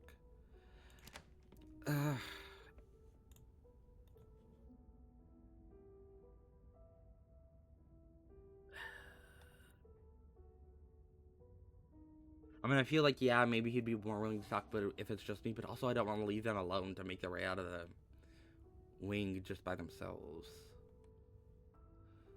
Take her hand and follow the music. Wayne clearly set all this up for you to see. It's only right for you to hear what he has to say. You silently take Stella's hand, squeezing tightly as you pull her towards the music. Come on, Gretchen. I'll carry you. Stella scoops up Gretchen, the pug still visibly shaking with the fear of this place seemed to instill in her, though Stella's comforting grip seems to ease her poor little doggy spirit. That's right, my old little lady. Nothing bad happened. Besides being shaken to my core, I guess. Almost nothing, but nothing physical. We're just seeing one scary man and then we're leaving. Thank goodness we're finally getting out of this place. I don't know why Stella insists on visiting such dreadful domiciles, but at least she has me to protect her if things ever go awry. Her grip is firm and warm and reassuring, and together, you make your way down the hall to the source of the eerie music. The stairs take you into what you have to assume was once a servant's quarters, a network of cramped passageways hidden away behind the expansive rooms of the estate without so much as a window for illumination. But you persist, and descend deeper into the bowels of the Scarlet Estate, the echoing piano your only company. Oh, this is so interesting. I wonder what he's gonna say. Soon enough, you see light again, the sun creeping in through the edges of a nearly hidden door. You're at the end of another long corridor. Its high ceilings and tall windows are almost disorienting as you step out from the cramped, gloomy stairwell. Tall windows are almost disorienting as you step out. Oh, wait. Yeah, I read that. The music echoes mournfully in the vast space, a chorus of wind adding a melancholic harmony as it whips in from the overgrown courtyard outside. Gonna get a drink very quick, just before I go into what feels like a pretty important scene.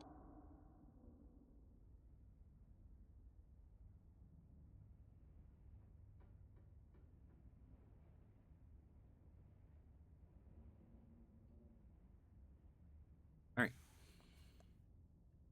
But just as you make your way into one of the side rooms, utterly dark save for the open doorway on the far wall, the music stops.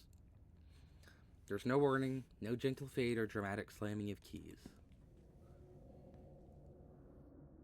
When you make your way to the music room, Wayne is already standing, his eyes glimmering in the darkness behind his stained veil. I'd hoped you'd come alone. Well, I wasn't going to leave her to make her way out of the forbidden wing alone, so... Well, you better get used to me being around, because your days of harassing Lilac are over. From now on, you'll have to harass the both of us. That's alright. You can enjoy your slattern. You and I are already bound by our fates.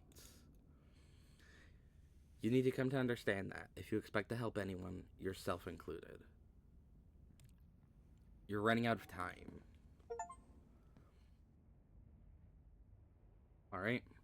He slips away into the shadows. You need to come to understand. You and I are already bound by our fates. You're running out of time. What did he just call me? Whatever. Let's just leave. Yeah? Now, I think we've seen enough. And the floor down here feels like it could give way and throw us down the cliff at any second. The warmth you and Stella shared last night seems to fall apart in the fresh air, shaken by the unearthed secrets of your family's past. A tense silence holds between the two of you as your mind does its best to grapple with what you found. Music's intense, all of a sudden. What a relief that we're finally out of that awful place. It's not fit for humans anymore. And it's certainly not fit for dogs. I'd say it's best left to wretched little things like rats and opossums. Only God's least favorite creature should be subjected to so much mold.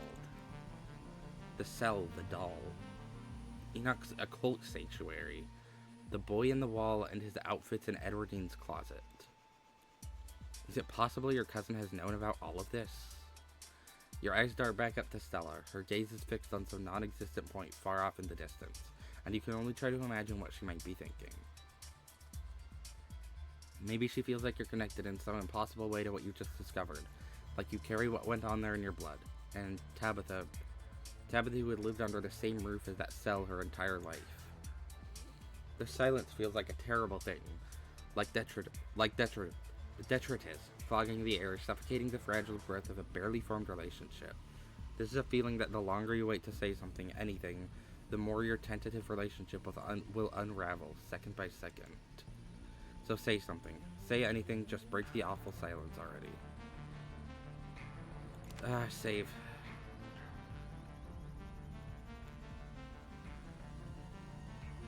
Are you mad at me? You're not posting any of that online, right? So you're not posting this channel, right? I have nothing to do with any of that. I don't think we can trust my cousin. Do you think Tabitha knows? Tabitha has to know, right? There's no way she does. You think Tabitha's gonna lock me up in there? Maybe the dungeon was just a sex thing. Say nothing. I'm not worried about, like, oh, her posting this online. I don't give a shit about that. What would be the best thing to say in the moment? Because I don't think any of this would be... I don't think this would necessarily be, she knows I have nothing to do with that. I think she's just still probably thinking about the fact that Tabitha might have known about this. I don't think we can trust my cousin. Do you think Tabitha knows, right? Tabitha has to know, right? Do you think Tabitha's gonna lock me up in there?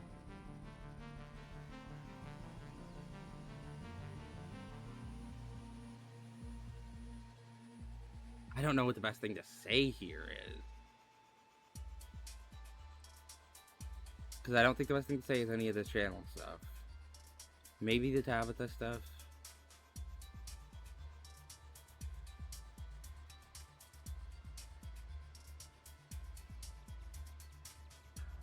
Kind of between, are you mad at me or do you think Tabitha knows?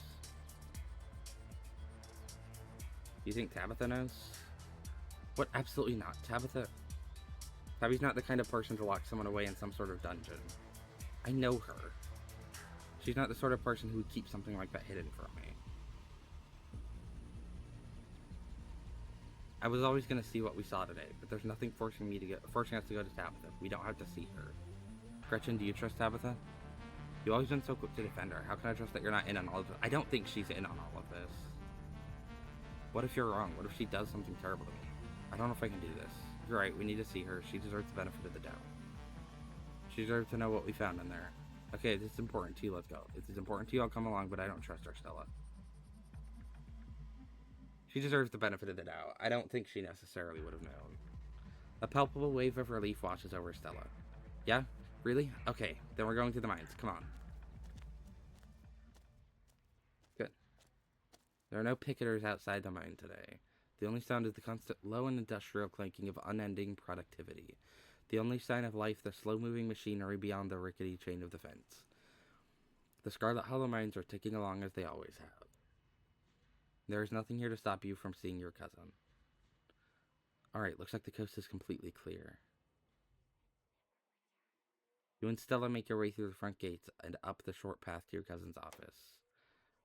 Stella doesn't bother to knock before twisting the door open and confidently stepping into the trailer. Tabby. Stella? Lilac, what are you doing here? Oh, right, we just explored the one place that she was not wanting us to explore. And she's about to find out about that. I don't think she's going to be very happy with that. But, you know. Why are you holding a shotgun?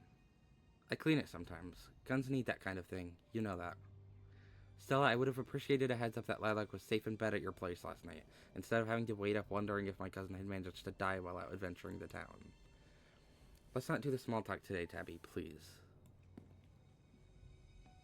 Stella pulls up the chair, and the two of you sit down across from your increasingly anxious cousin.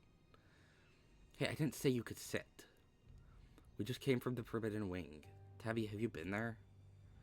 What a dreadful place. You know, it says something about a lady, the way she manages her home. Stella, what were you thinking? You know not to go in there. I know, I'm sorry, but the stuff we found in there...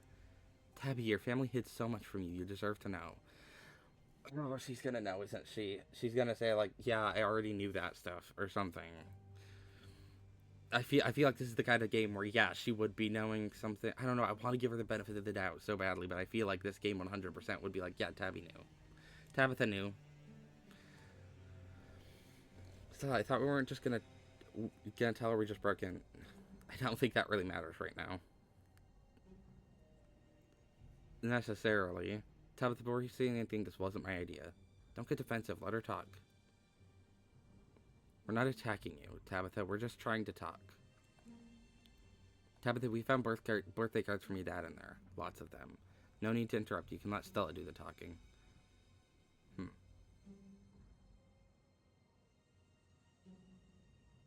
I'll let her do the talking. For this one. You quietly sit back, letting Stella continue. Lucky Knock study. It was behind an old bookcase and there was all this occult stuff in there. What, like being into the occult, is that surprising? He was a rich man in the early 1900s. Of course he was into the occult. That was like a hobby back then. You know, I know that. I wouldn't have come all the way out here if that was it. But there was this other room where somebody had drawn some kind of, I don't know, satanic circle on the floor. Like in a horror movie. Somebody had clearly tried to hide it. We found these old clothes in Grandma Eddie's room. Boys' clothes, and a freaky note that looked like it might have been written in blood. It said, "I'm still here and I love you," or something. I don't know what that means, but it was in plastic. She clearly wanted to keep it. And these birthday cards from your dad, all stashed in a drawer. Oh, she doesn't know. What? Someone had been hiding them from you, Tabby. He loves you. He sent them every year. There was a dungeon in there, Tabitha. I want to believe that you've never seen any of this. I want to believe that so badly. I mean, she does seem surprised by this, so I don't think she knew, actually. We're not trying to jump to any conclusions. We're just trying to make sense of what we found in there. Yeah, do you want to see the cards? We brought some of them with us. It's a lot of scary stuff, Tabitha.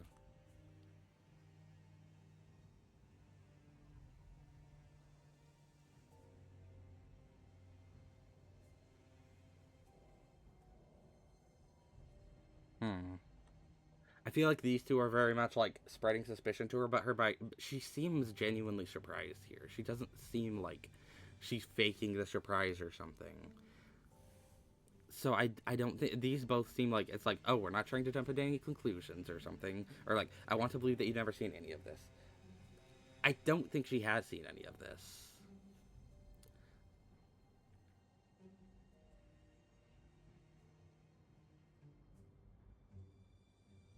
You want to see the cards? But none of that is even important because at the end of it all was this cell. A prison cell. Somebody was being kept in there. Yeah, I guess that is a bit more important than the cards right now. We found all these old notebooks talking about a boy living in the walls too. And I feel like it's all connected, especially since there was this creepy old doll in there. I just feel like maybe your family was keeping some of their own kids in that room.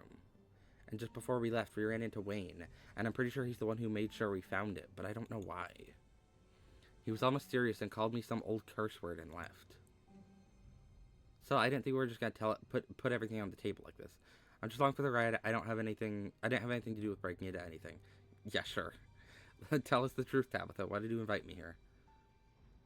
Tell me you have an explanation for all of this. Tell me you didn't know what was in the Forbidden Wing. Please. We brought all of this to you because we trust you, Tabitha. Stella's your friend and I'm your family. I feel like that one. That one's the best option here.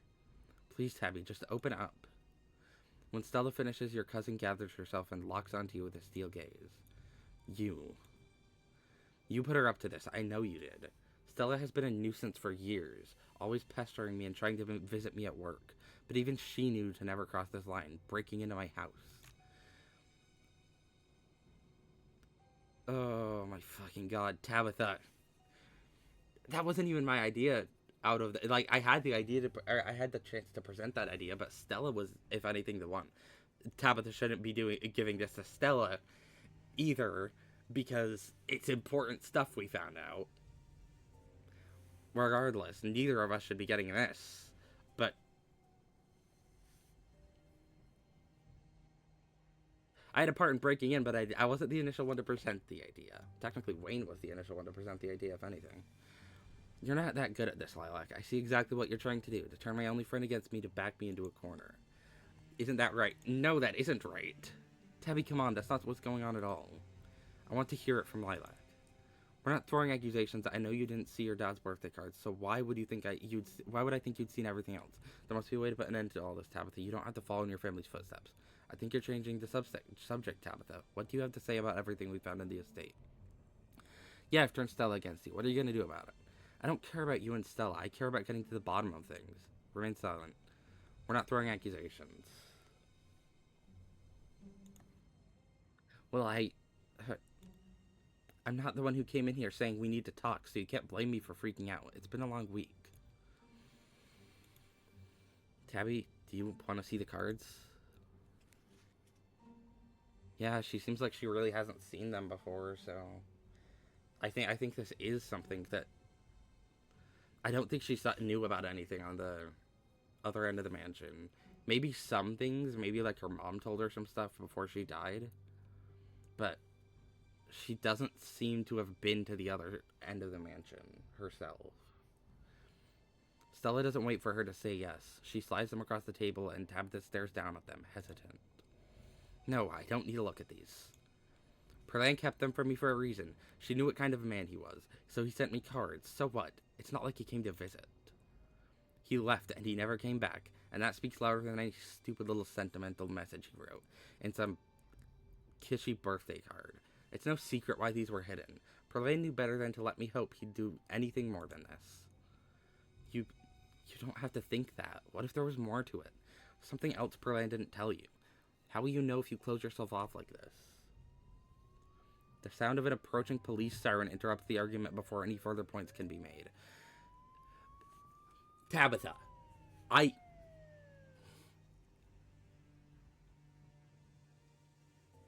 Tabitha. You fucking asshole. She what?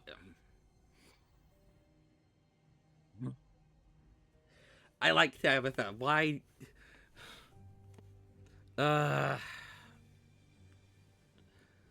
Great. The police already are suspicious of me. They're gonna lock me up for actual murder because they still think I killed Duke, and now they're getting called on me again. Tabby, you didn't. But when? How? Perlan had a switch installed in the desk ages ago. A direct line to the police. A mediating party sounds like a good idea right now, don't you think? But I'm here. I can mediate. I'm good at that. How's this? Tabby, I know you're not to blame for anything we found in the estate. Clearly your family has a long legacy of keeping secrets, and I know you feel like we violated your trust by going into the closed-off wing and looking for clues. But look on the bright side. Now we can all try to get on the same page. Doesn't that sound good? Aren't you lonely keeping all these secrets? Please, Tabitha, I don't want this to end with anyone being dragged off by the police. And with what we have on you, don't you think there's a possibility it won't be Lilac who winds up in handcuffs? Oh, do you have any evidence of these supposed crimes? Or just footage of old rooms? Maybe an even better question would be, would you even be willing to use it if you did? Oh my fucking god. Tabitha. As much as I can tell you like Lilac, you've known me for much longer. I doubt you'd ultimately be willing to turn an old friend like me. I don't think Lilac is capable of that much persuasion. Save. I'm gonna fucking sit. This is such a fucking shitty situation. You're bluffing. I'm going to tell them. She's trying to fucking turn Stella against me. She's doing exactly what she said I was trying to do with Stella. Turning her against her. You're bluffing. I'm gonna tell them everything. Then we'll see what they have to say about your innocence, Tabitha. She's looking at me with a look that's definitely, like, not just like, oh, she's doing this out of actual worry or something. Maybe she did know what was in the other ring, just didn't know about the cards. Because she definitely seems very suspicious all of a sudden. Still not going to throw an accusation at her necessarily, but... You're really going to do this, aren't you? You're really going to have me arrested. Your own cousin. I don't think that's going to work on her. I haven't formed enough of a relationship with her for the appeal to a relationship to work. Fuck you, Tabitha. Really goes to show how much you actually care about Stella. You don't call the cops on someone you care about. Tabitha, I came to be here for you. Because I know what it's like to be alone when your mom dies. And this is how you repay me? What if we just leave? Remain silent.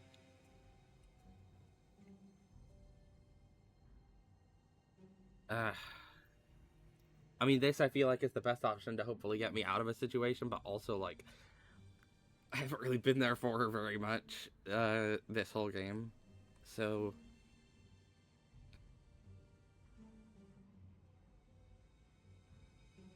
I don't know if anything will get me out of this situation.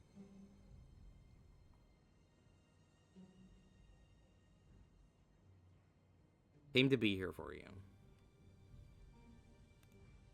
Don't you try that emotional... You are trying that on Stella, you... You are... Don't you try that emotional... I don't think she's necessarily manipulating Stella, but, like, she's definitely... Come on. I wasn't even at your place 2 of the 4 nights here so far. Don't say I'm a freeloader. Don't you try that emotional manipulation bullshit on me. You think I don't know a freeloader when I see one? I came here for you. Oh yeah, not the free lunch? I doubt it. Tabby, you can't just act like everyone who's helping you is some master manipulator. Stella, quiet. Jesus Christ. Tabitha sighs, a certainty settling over her. I do wish I could be honest, you know? Or really, I wish honesty would do anything. But it's not going to keep the minds running. It's not going to fix things that are actually broken around here. Because that's what the Scarlets do at the end of the day. We keep the machinery oiled, we make sure its components are replaced when they break. It's a legacy I have to maintain. As cruel and unglamorous as it might seem to anyone else. And I'll keep shouldering the burden alone for as long as I have to. It's what I was born for. You too, Lilac, though you've been neglecting it for a long time. Okay, Tabby, you're starting to scare me. Oh my fucking god. She didn't just call them to be mediators. She is actually trying to get me fucking imprisoned. Oh my god. There's a knock at the office door. Miss Scarlet, permission to enter. You were called, weren't you? Come on in. I don't know if any of those dialogue options there would have been able to get me out of this fucking situation. I just haven't gotten close enough to Tabitha for any of those to work on her, I think. The door swings open and Deputy Franklin, the sternest member of Scarlet Hollow's police force, walks in. Is that the mayor's goon? At Tabitha's beck and call? Yes, I'd recognize that wretched leather stink anywhere. Well, isn't this a pleasant coincidence? I've been looking for you all morning, City Slicker. You're in a lot of trouble, kid. Too much trouble to let you keep wandering around causing mayhem. Oh my fucking god.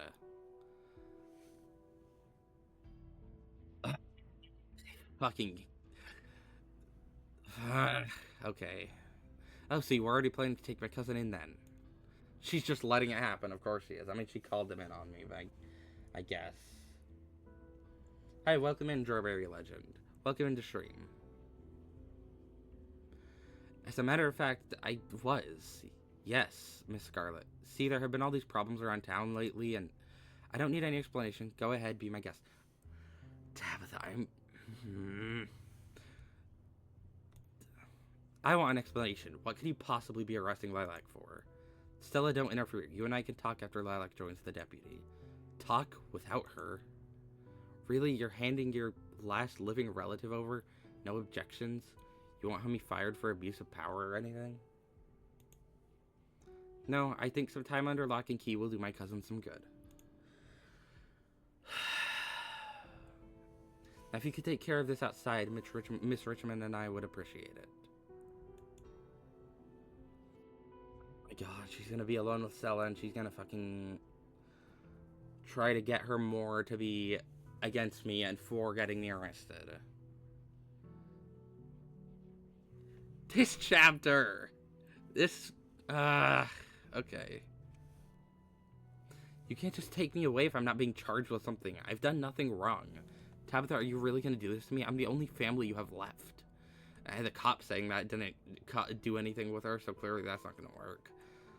I mean, even me saying that before, like me saying, oh, I'm coming here to be here for you. And Stella, back me up here. I didn't do anything wrong. If you're arresting me, you should arrest Stella too. I'm not gonna throw her under the bus. This whole town is doomed. You can't arrest me. Not when I'm the only one trying to stop what's coming. Tabitha, the one you should be Tabitha's the one you should be arresting. Her. She has a whole torture dungeon in her house.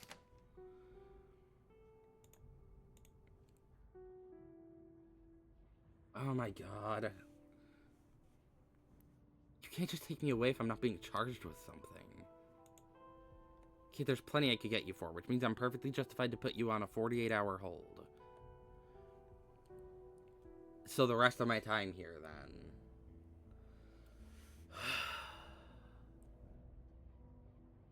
It sounds like Miss Scarlet has her own ideas as to what exactly the charges should be. But there will be charges. You hear that, Lilac? You're at my mercy, so you better be on your best behavior. I don't want to hear that you gave the deputy a hard time. Deputy Franklin nods, whipping out his handcuffs. A single smooth police academy motion is all it takes, and the cuffs are locked around your wrist. So it'll just be the three of us again? Just like old times, how lovely. As you're dragged from the office, Stella calls out to you one last time. It's okay, Lilac, me and Tabby are gonna work this out, then we'll come and get you and everything will be okay, I promise.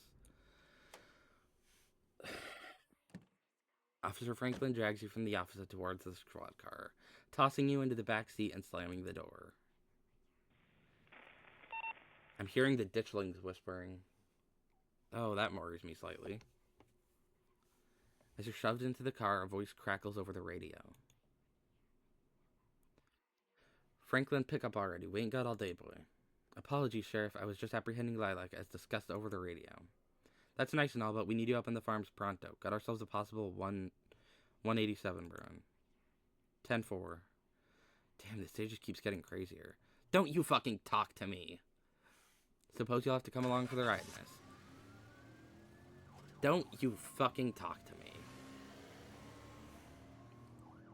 Deputy Franklin wastes no time in turning on the sirens, blasting down the road towards whatever emergency is underway, with you in tow. This is possibly one of the few times he has ever been able to do this, and despite his sunglasses and stiff demeanor, there is definitely an excitement in the way he cruises around the treacherous mountain turns.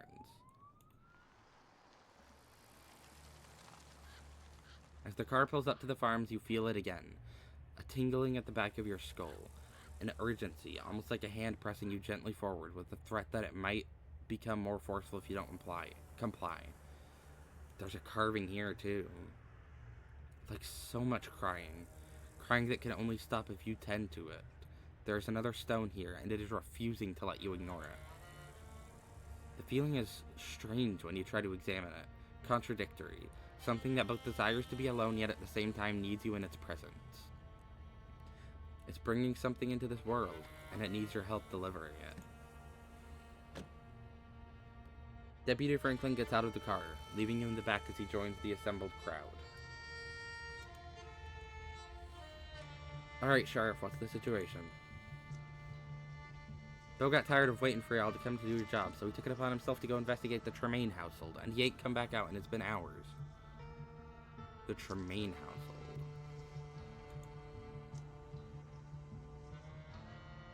Irma, I'll do the honors of briefing the officer on our current situation. You can go back into the house and let us handle it from here. But y'all don't know about all his traps and whatnot. Duke was always saying not to go in there on account of the Tremaine insanity. That's alright, ma'am. We're the police. Facing dangerous situations is our job. Can I break out while they're talking? I don't want to go to fucking prison for this shit. I did none of the stuff they're claiming I did. I mean, I did break into the Forbidden Wing, but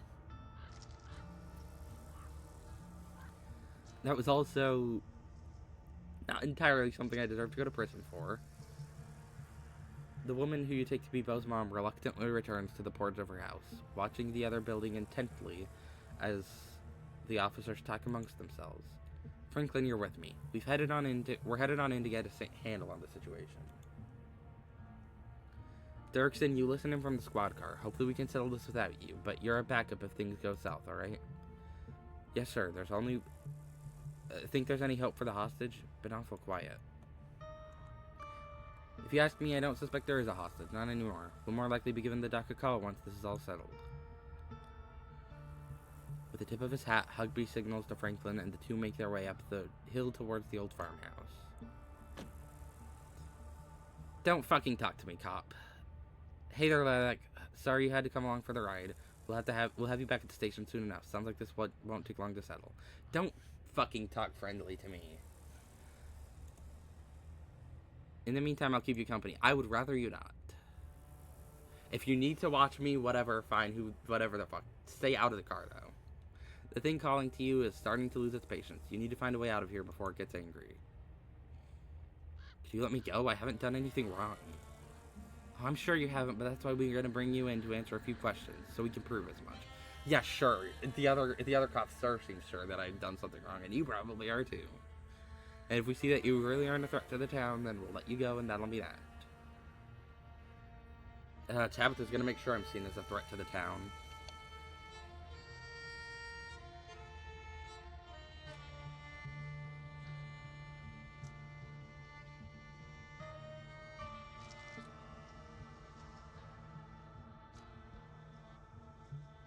What about innocent until proven guilty? Is that how that goes? I'm joking, but of course there's no way to know if you're innocent unless we ask questions like you're guilty. Just basic police work. Yeah, fucking whatever. Fuck off. Oh my god. This is a shitty situation. You don't really think Bo is dead in there, do you? I don't want to make conversation with his fucking...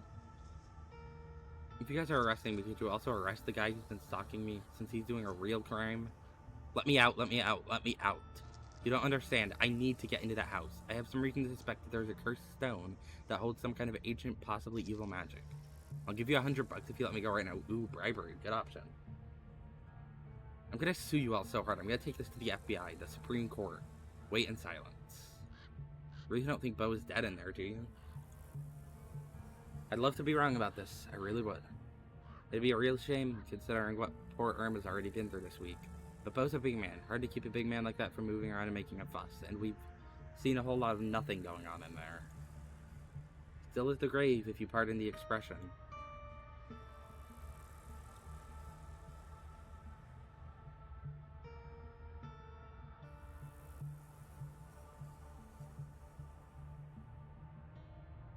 Do I even have $100? I know the game said I came here on a pretty tight budget. And I remember when I had the option, I gave Avery a large tip, which they did deserve that. But also that means I'm pretty low on money. Probably. Do I have $100?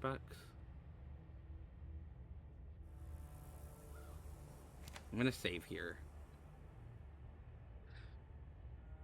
Dude, fuck Tabitha. I'm sure she's a good character, but also, like, what the fuck? I'm sure she's a good character if you get closer to her. Maybe she doesn't throw you in prison, but also right now in this playthrough, fuck Tabitha. I do want to get closer to her on another playthrough, but this one, she's kind of gone too far right now for me to want to in this playthrough.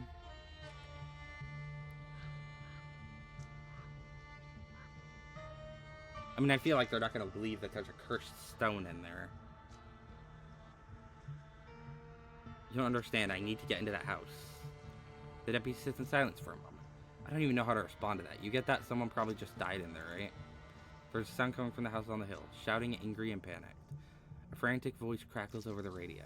Dirksen, come in. The sheriff is down. Maybe it would have been slightly better to give an explanation on why I think I should get in that house. I didn't think about the fact that, yeah, someone probably just died in there. Those damn traps. Irina wasn't kidding. Keep it together, Franklin. Is he breathing? And what is the status on Tremaine and Calloway? Something in the basement. Going down now. Probably the... What the fuck?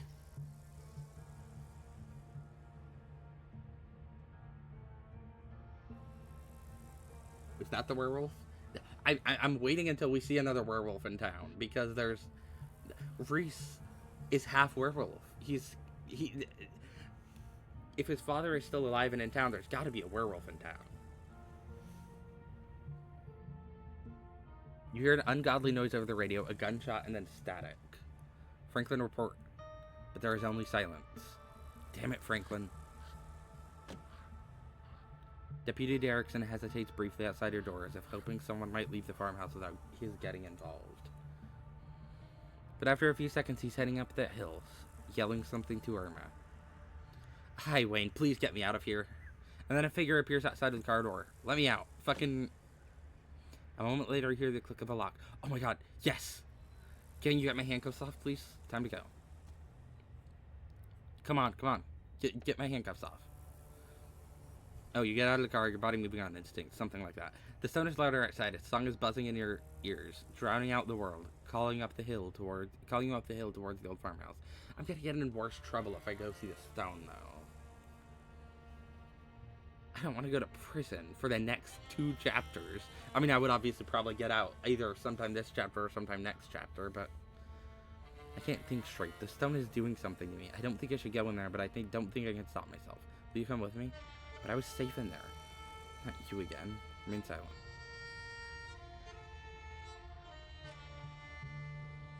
Can't think straight. The stone is doing something to me. That's all you're able to sputter out. Can't think straight. The buzzing drowns out your words. You can almost feel it pulling, your feet aching to move. It's alright. This will be over soon. I really would have preferred it if we could all do this together, but the witch started it early. I should have known she would. The witch started it early. The handcuffs fall away from your wrists. You weren't paying attention to what he did to make that happen because it doesn't matter. You have somewhere to be. But she's at her most vulnerable right now, and she won't be expecting you. Is the witch not Sybil then? I guess maybe not. Sybil's still suspicious as fuck though. I know that, but she might not be the witch. Unless she is over here for some reason. So go on, I'll be watching. Nothing bad is gonna happen to you. He gives you a hard shove forward and then he's gone. We are interrupted by yet another car pulling up to the scene. Irma, Lilac, I got paged by the sheriff.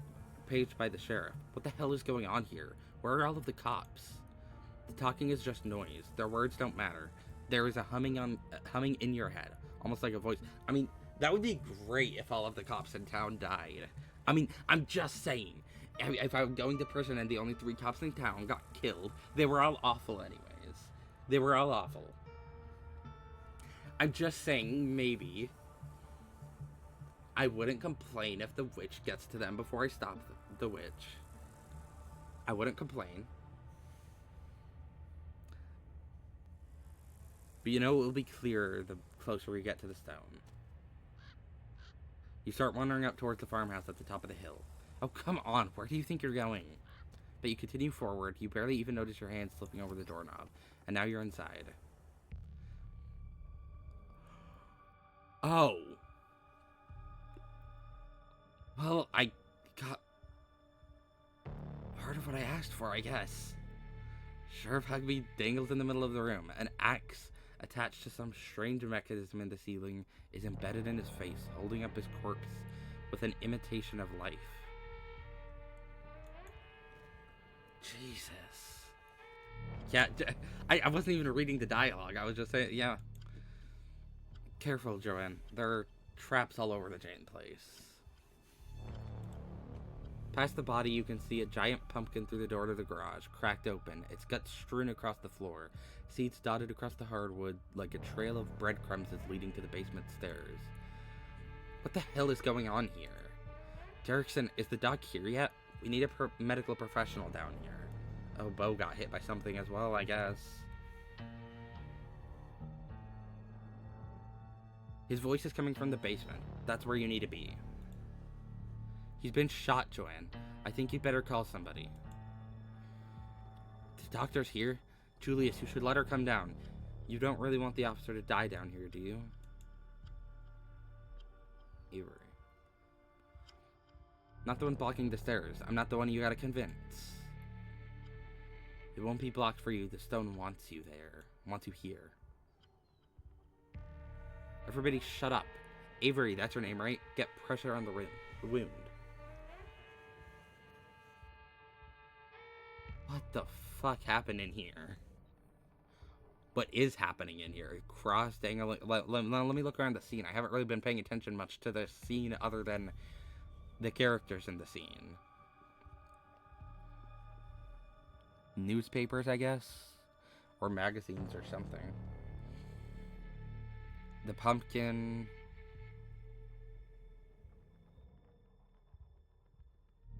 Strangely similar color to the pumpkin. Whatever guts of something are strung up around the wall. Mutated, perhaps? Maybe? Because it is a very similar color to the pumpkin. The cross dangling sideways on the wall. Chair knocked over in the hallway. Yeah. Alright. Yes, ma'am. Get away from him, kid. But the doctor... I don't care. Let him bleed. Who is... Who? I wonder who the question mark person is. I guess I'll find out. You're only making problems for yourself, Tremaine.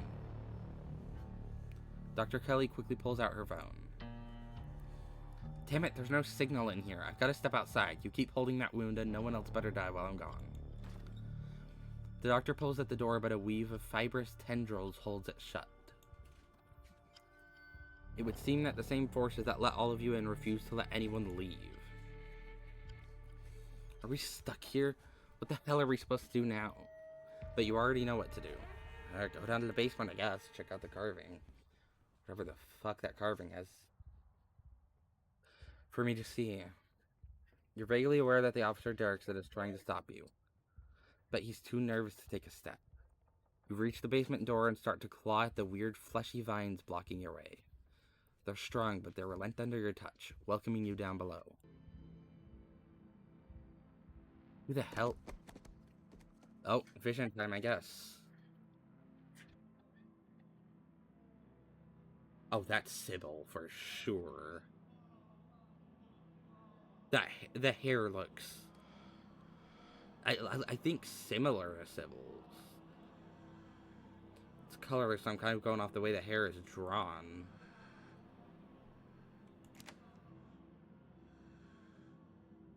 It's someone. So you tried to undermine me, Witch. I should have known you'd try to find a way around the rules. You've trapped the town. This isn't what any of us wanted. You should nullify the deal before this gets any worse. Maybe it's Sybil. I don't remember what shape her nose is. Now that I'm seeing like a profile view of her face, I don't remember how her face structure specifically is. I'm trying to figure out if this is Sybil or if this is some other character. I mean, the hair looks...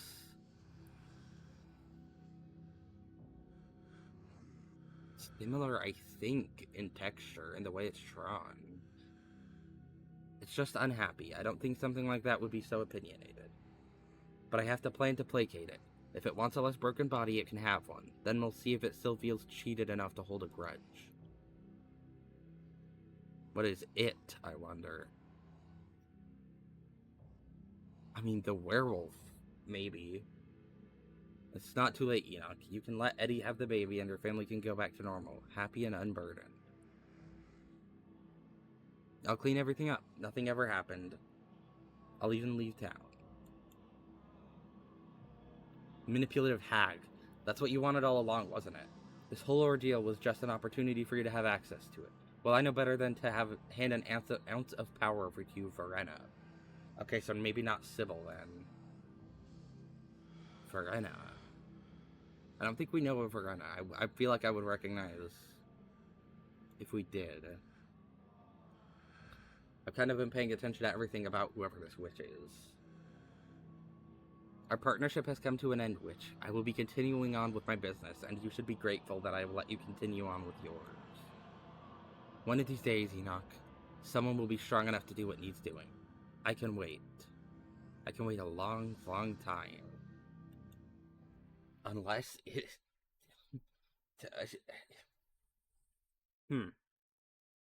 I don't know. Hey. Also, that means whoever the witch is old then, right? Because... wasn't Enoch like around 100 years ago? I remember the desk being specifically pointed out. I was like, oh, it's like a century-old desk or something. Yeah, damn. You're not dead, are you?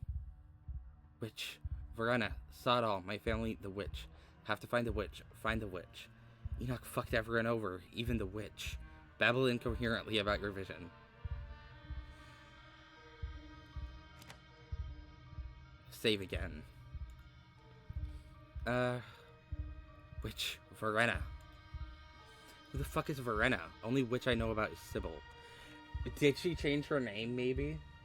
I mean, Right, maybe.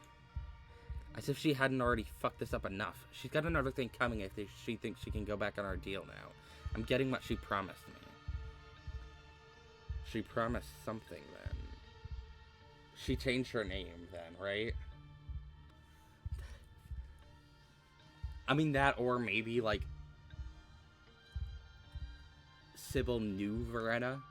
They knew each other and Verena might have taught her witch stuff, maybe? Spells and such. Whatever she sent you for, I'll shoot you before you do it, so don't even try. Hey now, nobody has to get shot. Nobody else. I mean, sorry, Franklin. What are you sorry for? You weren't the shooter or the one who got shot. In a more clear view of this? Wait, hold on. Your vision finally focuses and your Avery's here. I was gonna say that looked like their silhouette, but yeah. Your vision finally focuses and your mind is once again your own. Avery watches you furtively from across the room. The man, Julius, holds a gun in silent threat. Franklin clutches at a nasty wound in his side. Blood spilling out onto the dirt floor of the unfinished basement. And in the corner is Beau. Something is attached to him, the source of the awful noise. It stutters with pained inhalations. Beau is still breathing, but he doesn't look well. Ugh. Alright, yeah. Stone brought you here and stuck you in the middle of another nightmare. Lilac, we can't get to you. The door's sealed shut. Even as she yells to you, her voice is faint, barely audible behind the now thickened roots and vines that block your escape. Let's bring Lilac up to speed, Julius. She looks a little shell-shocked. Where do I fucking begin? Alright.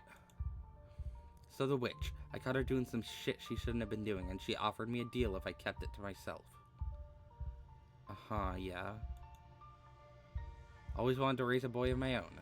God never saw fit to give me the chance. She gave me the means to right that injustice. Only it obviously didn't go quite the way it was supposed to. Calloway's interfered, just like always. Made it so I had to hatch him earlier than he was ready, and he came out hungry. Too hungry for me to handle. He kept trying to get at me, so I had to hole up down here. Been stuck since fucking Wednesday night. Damn roots won't let me leave, and they've clogged up the drain, so I haven't been able to call that witch and get her to make things right. But I'm a man of preparedness. Figured I could wait it out, until Beau here decided to trespass. Guess he lost a tussle with my boy, and the two of them wound up down here with me. And that about sums it up, I guess. In the end, it's only fair. A son for a son. And birth ain't never pretty, is it? It's not like doing it the old-fashioned way is all sunshine and roses. Just hope he winds up looking more like a person when he's done cooking. Oh my god, so Beau might be dead. I don't give a shit about your story, Tremaine. None of that gives you a reason to shoot a cop. Self-defense, castle doctrine. I mean, this specific the cops in this game. I'm just saying I might not be going to jail anymore, so it's kind of a plus. Why should I care about what happens here? I've just been dropped in the middle of a situation without any context. None of this has anything to do with me. I shouldn't be here. Avery, I thought you were chill. Why the hell are you helping this guy? Are they helping him? Avery, what the hell is going on down here? This is so messed up. What the fuck is wrong with you, man? Beau, can you hear me? Are you alive? You don't need to threaten anybody. Let's just talk, okay? Do you know how to contact her? The witch? You need to let Beau go. Please just let us go. We'll forget all about this. Remain silent.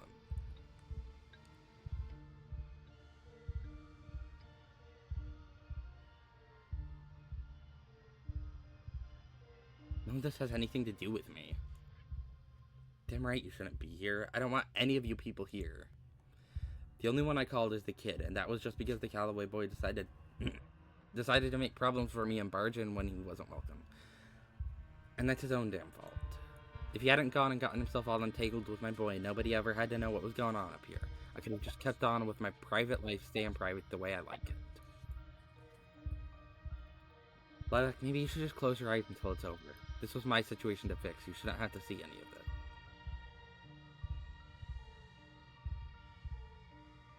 Avery, I thought you were chill. Why the hell are you helping this guy? I don't necessarily know that they're helping him. I mean, I guess. I don't know why else they would be here.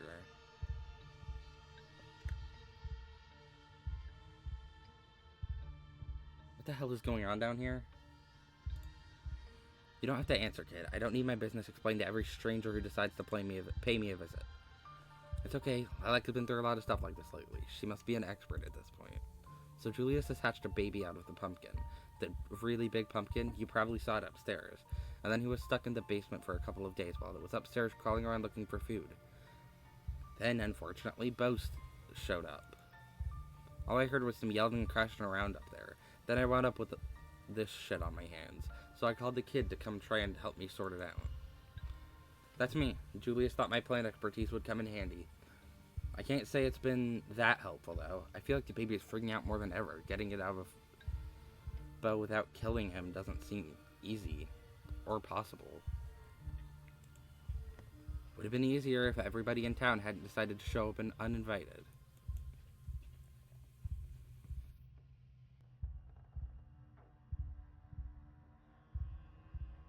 I'm not necessarily going to ask that. I mean, he kind of sucks. He kind of, I'm just saying, he kind of sucks. He didn't entirely not deserve this in the game.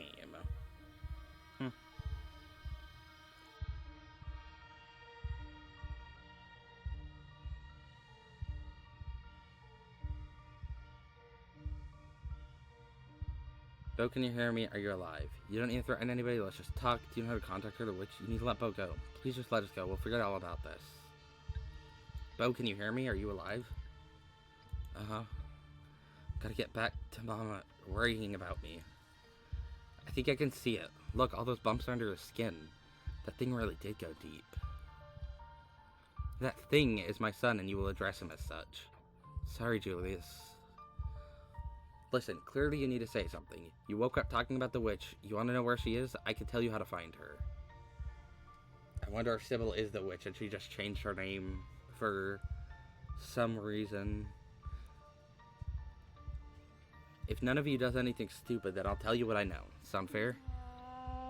The conversation is interrupted by Bo shifting uncomfortably as the creature lets out a guttural moan. Ugh. So what, we're just supposed to... we're just supposed to just wait until the Calloway kid dies? That's exactly right. If my kid gets born and we all forget this ever happened. Not if it kills Bo. Bo and the baby, the witch, the situation, wait for something to happen. Bo and the baby. Does your son have a name? Can it talk? And what exactly happens after this thing is finished? Do you think it's just going to be a normal kid? How do you know it'll stop with Bo? It sounds like it was hunting you before it found him. What happens if it gets hungry again? Is there really no way we could separate him from Bo? Maybe if we offered him something better?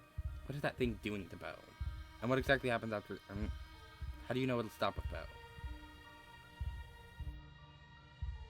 I don't appreciate you trying to pick this all apart. Just sit there and stay quiet and we won't have trouble. Got it? You won't get the chance to go after Julius. I'll be taking you in... No, you... Oh, wait, you'll be taking Julius in. I don't give a shit. Okay, fine. Do whatever. With him. Don't take me in. Don't keep taking me to prison after this. Not if you hurry up and die. And then, perhaps. I'm just saying it'll be much easier to get out of this whole jail bullshit if there's only one cop left alive in town.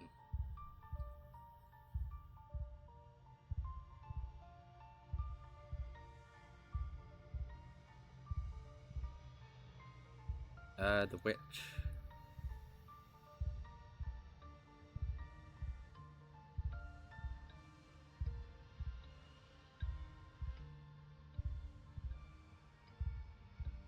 What were the terms of the deal you made with the witch? When I caught her doing what she was doing, she offered me this ritual thing in exchange for my silence. Offered it right away like she could just see right through me. Knew exactly what I wanted most. I suppose what she didn't know was that I'm not the kind of man who turns somebody in anyways. Her business was her business. She didn't have to bother giving me some recipe to cook a boy from dirt, blood, and pumpkin seeds, but I took it anyways. Then I just sat on it for a while, till a moment of weakness. What was the ritual? Did you do something to Duke's pumpkin? It wasn't his damn pumpkin. It was on my property, and the only reason it got as big as it was is because I fed it my own blood every night since the day it was planted. Bleeding on the dirt like some kind of Satan worshipper. If that don't make it mine, I don't know what does. God knows I felt crazy doing it, though. But I'm not proud to say my judgment was a bit clouded. I was in a bad way. The thought of bringing a boy into the world was just about the only thing that made me feel like I should stick around. Not that any of you need to know about all that. Only serves as explanation as to why I trusted her in the first place.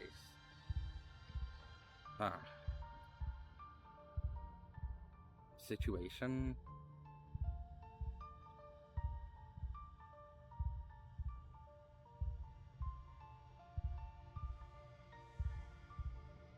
Maybe if we let Dr. Kelly in here, she can help. We might save Bo without killing your son thing. I don't know if Julius is the one you have to convince. The baby is pretty freaked out right now. It's been getting worse since everybody started coming in. It's trying to protect itself. That's right, my boy's got excellent instincts for self-preservation. So unless he decides to let her come down here, we'd best leave it be. Aha. Bo squirms with discomfort. The baby seems to be digging deeper. Bo and the baby...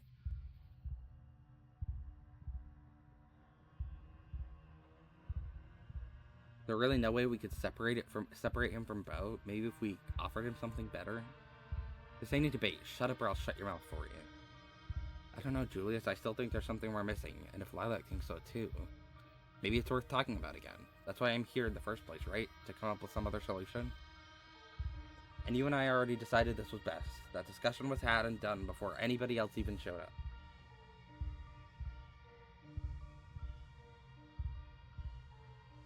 Huh. More about the witch, maybe. She's not just helpful.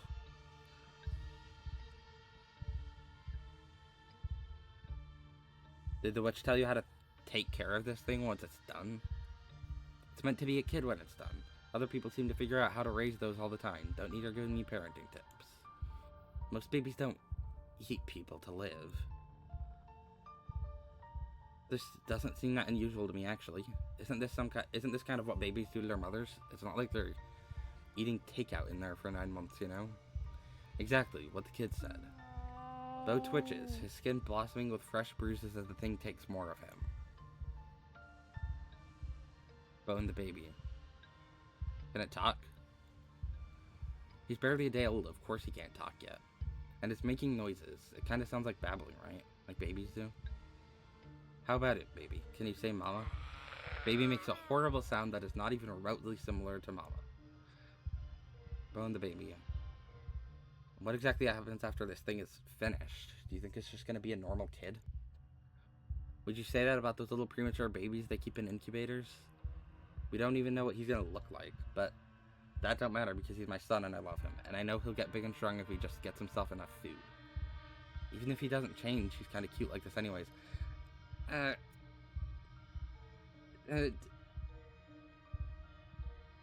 Different opinions.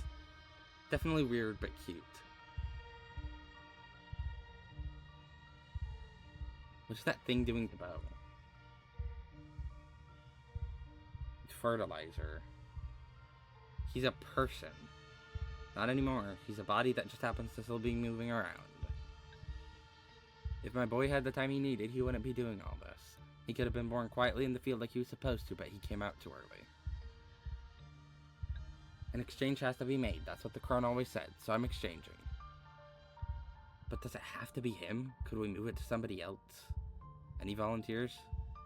Avery slowly raises their hand. Don't volunteer yourself for this. Put your hand down, kid. That was one of them rhetorical questions you weren't supposed to answer. I wouldn't do this to you. Besides, my boy's got the biggest hunk of meat in the room, and I think he's happy with that. I doubt he'd give it up easy.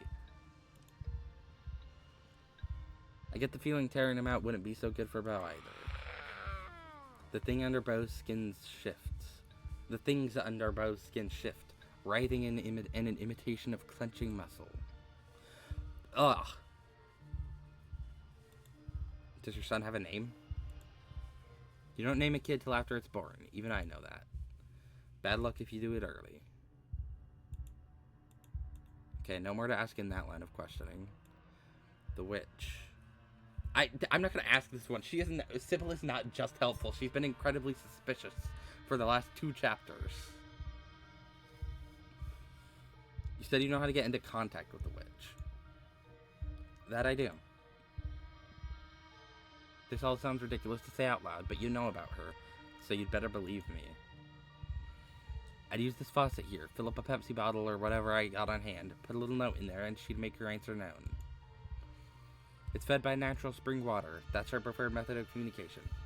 Like her internet, I suppose. But as you can see, it is currently out of order. I tried earlier, but my boy's got his meat all in there. We won't be getting a drop out of it until he's calmed down. Beau seems in a bad way. His eyes are glazed, his jaw slack, except where the roots of the childlike thing are holding it in place.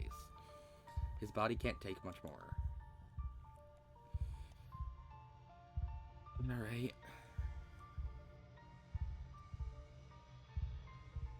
I guess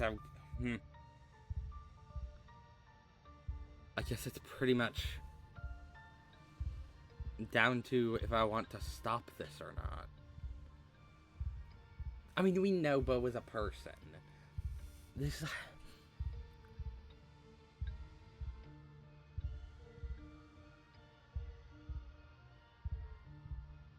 I don't think he deserves to die for this. Hold on, I'm gonna save. Even if Beau is all that the baby needs to be, like, born, I don't think he deserves to die, though. I don't really want him to die for this. Let me see. I mean, I feel like that's kind of telling me that there is really no time left to ask questions, and I have to make a choice. But let me see if there's anything else that...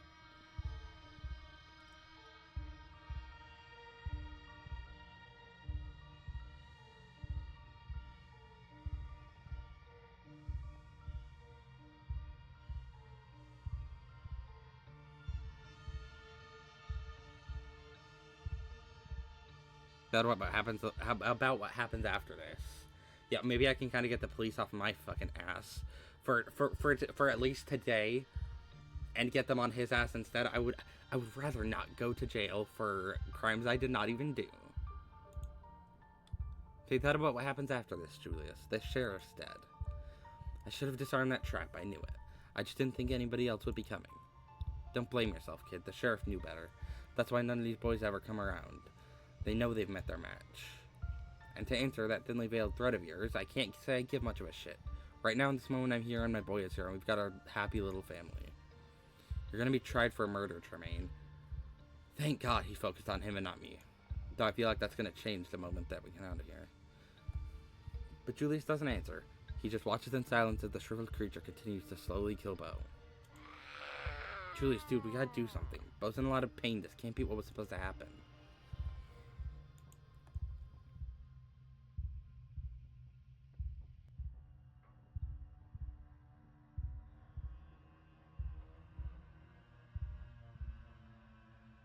I'm not talking to him.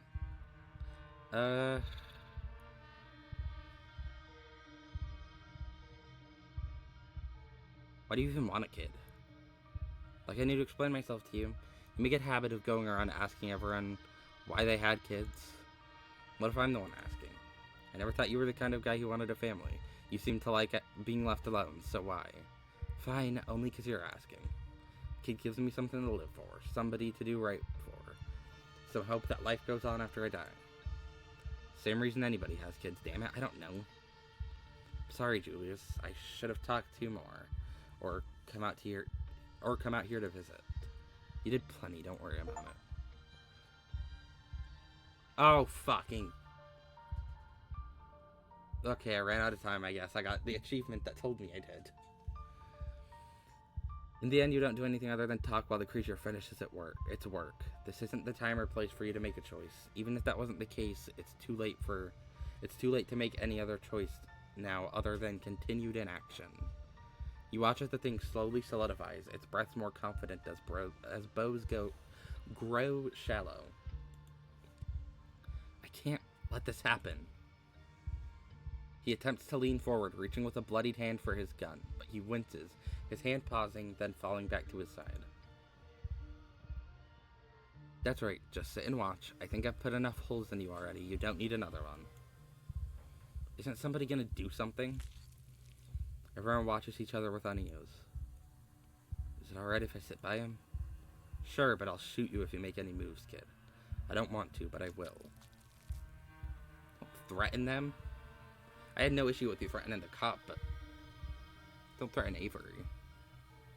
Avery shifts, settling closer to Bo.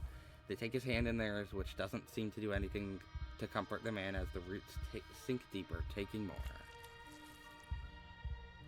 I'm sorry, Bo. It'll be over soon, okay? You're not alone. Nobody should die alone. I can't die. Mama would be sad. Quietly witness something's birth. But he does. The thing finally pulls away from what's left of Bo, and in place of the dead man's breathing, its ungodly cries fill the room. Shh, it's alright, boy. You just killed a man. No, I watched him die. I killed you. Or at least I will have if you ever finish dying. I mean, yeah, wouldn't exactly complain. Probably would get me out of going to the jail if there's only one living cop left in town. The creature's connection to its womb has been severed, and the house groans unnaturally, straining under the weight of the meat that infiltrated its wall. The faucet in the corner of the room, finally unclogged, bursts to life, and water pours out onto the dirt floor. You wanted your witch. Well, here she comes. Did she tell you what we're supposed to do with it now? Do you know what it eats? I mean, what else it eats? Your hands are wet. The water is spreading, pooling around you, making the floor slippery with mud. We're not calling him It. He gets a proper name now. Joseph, after my father. And I bought some baby food. You think you'll like creamed spinach? The water is suddenly much higher. It rises up past your ankles. Hey, the basement is flooding. Am I the only one paying attention? Let's get the hell out of here, fast, before it floods. Am I hallucinating? Do you guys see the water? Cry quietly in the corner. Let the water take you. I'm gonna save now that this is over. The basement is flooding. Am I the only one paying attention? It's up to your chest now. There's no denying it. What are you talking about? There's no water. Okay, so I am the only one seeing this water. But there is. He just can't see it. Because his words are swallowed by the flood. Another vision? Finish episode 5. Wait. You feel like you're choking. There's water in your lungs. Or there should be. Your ears are filled with the sound of a rushing current. It's cold and dark, and there are people screaming somewhere. What the fuck? There are bodies in the water with you. They are all dead. 1,000 corpses, 1,000 homes, all torn to pieces. But the flood recedes. It hasn't happened yet. Is that a hint towards, like, what the big event of the game is gonna be? The town's gonna flood?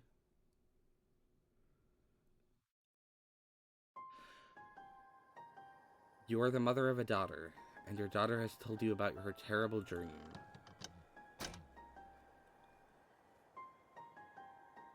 It's going to kill everyone. You are not the one who had the vision. Not yet. It has only been described to you by the daughter you have been teaching, as your mother taught you. You're the only one who can stop it, Mother, but you won't be strong enough. Her words are heavy. This is such an interesting style for a vision. How can you be sure? Maybe it's only a dream. The village is doomed then. Of course I'll stop it. Don't worry so much, daughter. Okay, so the flood was...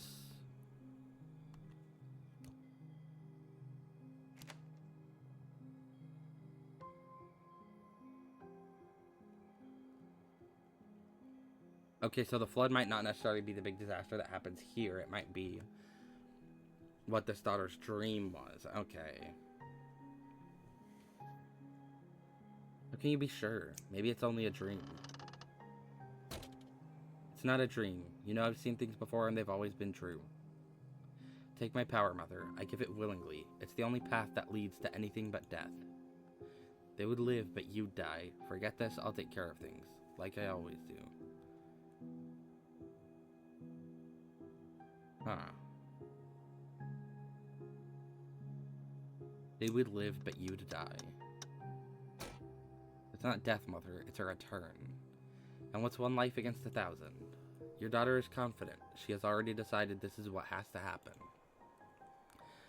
Accept and take your daughter back, or reject and let 1,000 die. Accept and take your daughter back? Where recognize... I don't think I do recognize that hand. You accept your daughter's decision. She is not the child she once was, and there is a confidence in her that you have no choice but to respect. Interesting that everyone's a wooden puppet in this, except for seemingly who I'm seeing from the perspective of. You take her back. Her power becomes yours. The flood does not come. The village is saved, and no one ever knows the sacrifice that was made for their lives. No one but you. You have passed. You outlive everyone you used to know. You move on, you meet new people, you start a new life. You have another daughter. This time the vision is yours. The piece of your first daughter that lives in you shows you what is coming. Rotting bodies in the streets. The smell of sickness on the wind. Church bells ringing for an endless parade of funerals. An entire city whose gates will never reopen. Everyone inside of the walls falling to the curse of plague. What the fuck? Wait.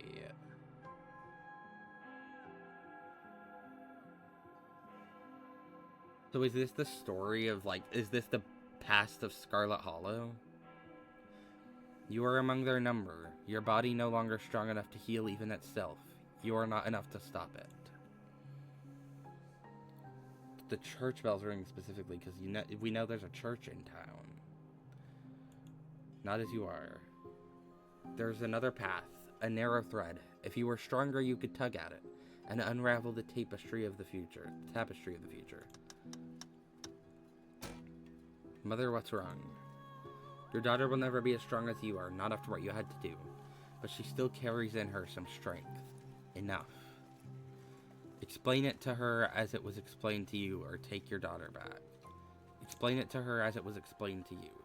You tell her what's coming, you explain what she has to give up, what you both had to give up. You love your daughter after all. You will miss her as you miss your first daughter. She is angry. Even when you try to explain that she will be a part of you, that she won't die, she cries and cries, and she tries to run away from you.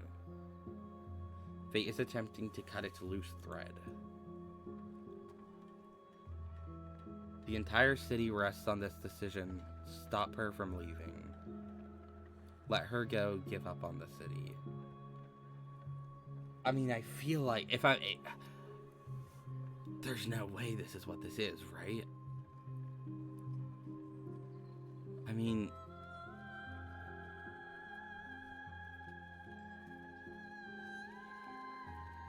I don't know. The entire city rests on this decision. Stop her from leaving. You do not let your daughter run from you. No plague comes. The city never knows that it would have been a ruin.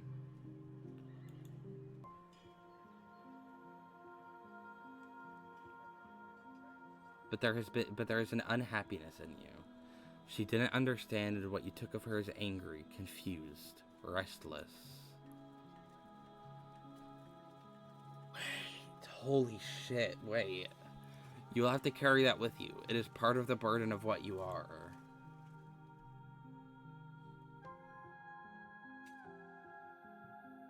Though no one knows the depth of what you have done over the years, you have not escaped notice. You find yourself in a capital, in a place whose name has changed too many times to count. A war is brewing. The eyes of those who hold fate in their hands are on you, their lips asking which threads to pull and which to cut. And the tapestry is once again revealed to you.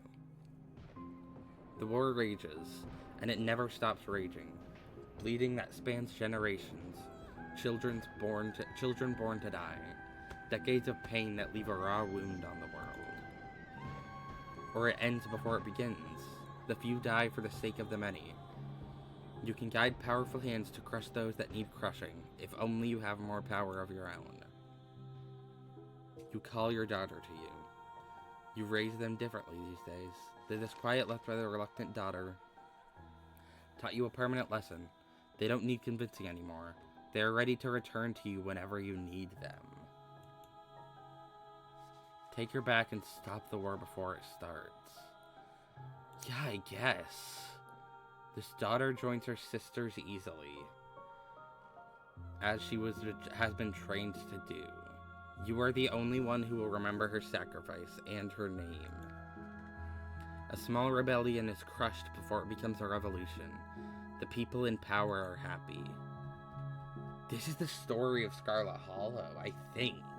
If I'm reading this, and I'm having some ideas about whose perspective we might be in, but I'm waiting through the rest of this to see if I'm right or not. You leave. You don't want to see any more visions of war. You set your sights on a place where there are no kings. And yet, even an ocean away, power finds you. A man with aspirations. Anyone can hold power here, you have discovered, if they're vicious enough to want it. The hunger in him senses the power in you, and for a time you humor him. You allow him to give you a life of comfort, you and your daughter. Of course, another daughter. You don't see a future where he ever grows more powerful than you can manage. Not until the vision comes. A war like this, a war like none of the world has witnessed. A fledgling nation devoured in the nest. A man who sits on a throne where none of this was meant to be. Where none was meant to be. The world under his cruel fist, bowing to its crushing weight. The very ocean stained red by his influence. He is already on his way, you realize too late. You have been too close to him to see it. Your choices have already narrowed. The war is coming whether you strike now or not. The loose thread sticking out from a mass of blood with you too weak to grasp it. But you have a daughter. You always have a daughter, until you don't. It's time to rest, aren't you tired? Take her back and erase the man before his name can mean anything.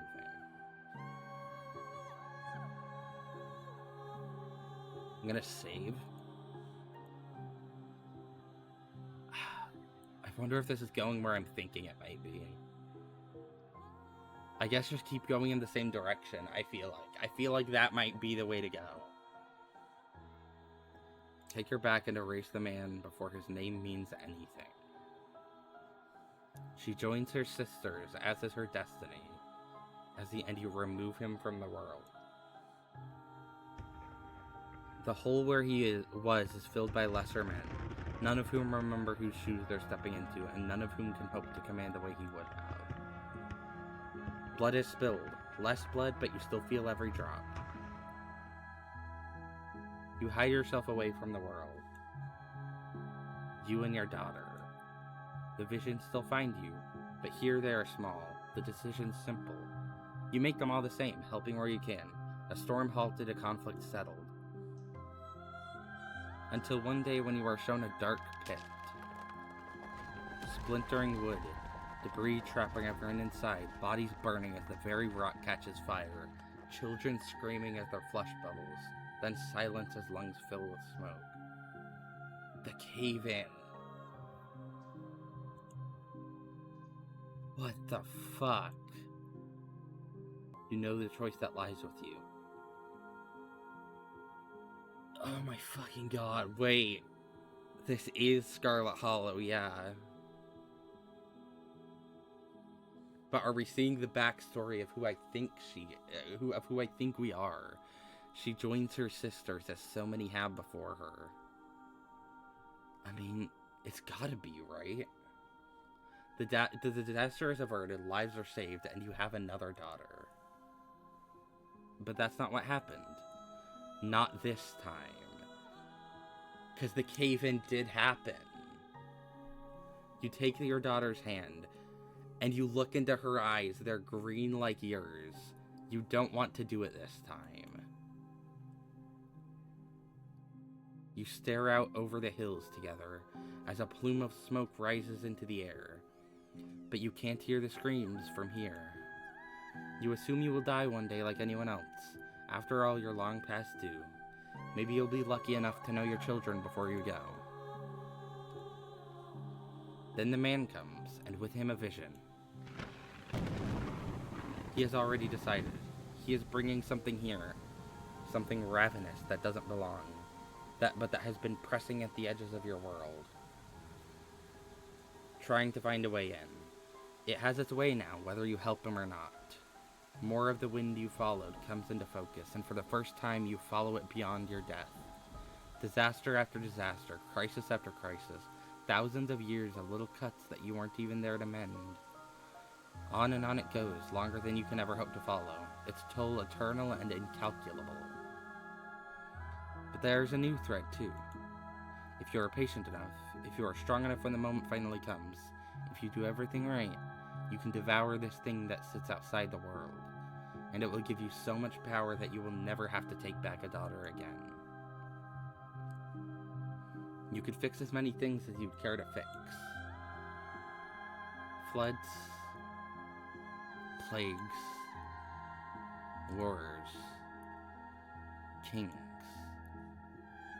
You look into her green eyes, so much like yours.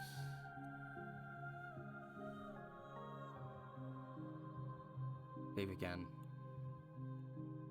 Take her back and summon the entity into the world. Is that what happened, though? I guess we'll see, because I guess if you pick one that doesn't happen... I guess I've just been picking the ones that have actually happened this whole time, and if you pick the one that didn't happen, you welcome her back, as you have with every daughter before her, and you help the man. Oh my fucking god, yeah. Yeah, you help, because the witch helped him. He is arrogant. He cheats the thing from another world in every way he can. He wastes your time. There will have to be more daughters before the day comes that this will be over.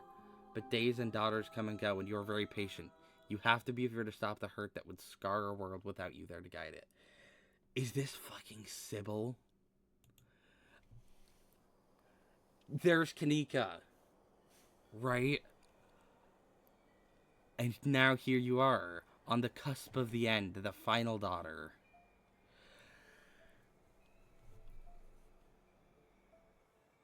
That was Sybil's backstory. I had a feeling after the first couple. I was oh my fucking god. I knew she was fucking suspicious. So the witch that had the different name, something started with a V, I don't exactly remember the exact name, was her, that was her daughter. And she helped the man before she got taken back by Sybil. Lilac, what are you doing here? Are you real? No, it doesn't matter. I don't care if you're a dream or not. Well, I'm glad I get the chance to see you again, before I go away. And before you say anything, I've already made my decision, so don't bother trying to talk me out of it. Fuck. Kanika's gonna go back to Sybil. Saving again. I can probably talk her out of it. Maybe. You can't talk me out of it, but I can maybe try. I forgot you. I can't believe it all day. It's like you just didn't exist. What decision? How do we know any of that really happened? What exactly is she trying to prevent? Do you even know? Yeah, it's probably what the ditchlings have been showing up for, right? That's probably why she knows what the ditchlings are, because they've shown up for every time, like, before a disaster. You don't have to do this, Kanika. I understand. It has to be done. Uh...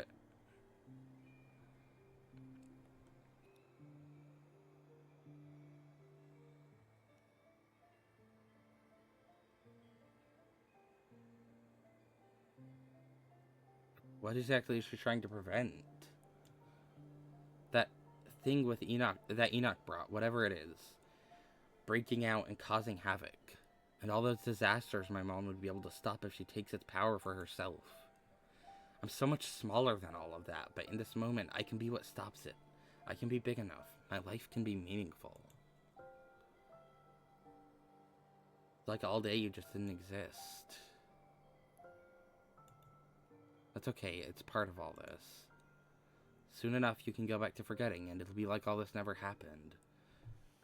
Yeah, because it did say no one except for Sybil will remember any of the daughters' names who get consumed by her. What decision? Did you not just go through that whole life story thing? Was that just me? Look, I'm gonna do what I was born to do. I'm gonna save lives, Lilac. More than most people could in a lifetime. Do you really feel like you have to sacrifice yourself for your life to have meaning? Working at a shitty little general store in a dying town? Yes, I would call that pretty meaningless. And I think you and I both know I wasn't going anywhere in life. Sure, I told myself I'd be going back to school, but it's not like I was working hard to get out of there. Or I would have just sold the store by now. But I didn't, because some part of me knew I had to be here. Now I know why. How do we know any of that really happened? Doubt all you want, but I'm not taking that chance. Because if I turn back now, I'll know everything my mom could have stopped will be all my fault.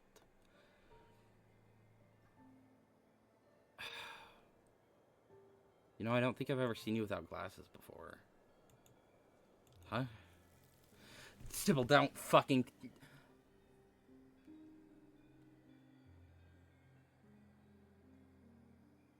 Oh my fucking god. Of course, I should have known better than to think I could hide from you, Lilac. I wasn't trying to trick you for what it's worth, though I'm sure that doesn't sound very truthful. Please try to trust that this is all in your best interests. I am going to fucking wreck your ass, Sybil. I'd hoped it would be all over before you could find me.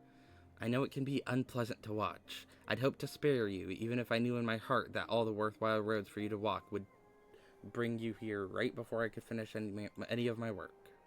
Finish my work, whatever. But you know this has to be done. To save you, to save Tabitha, to save everyone in town. No, fuck you. Haven't they all been stuck long enough? Kanika can't save them on her own, but I can.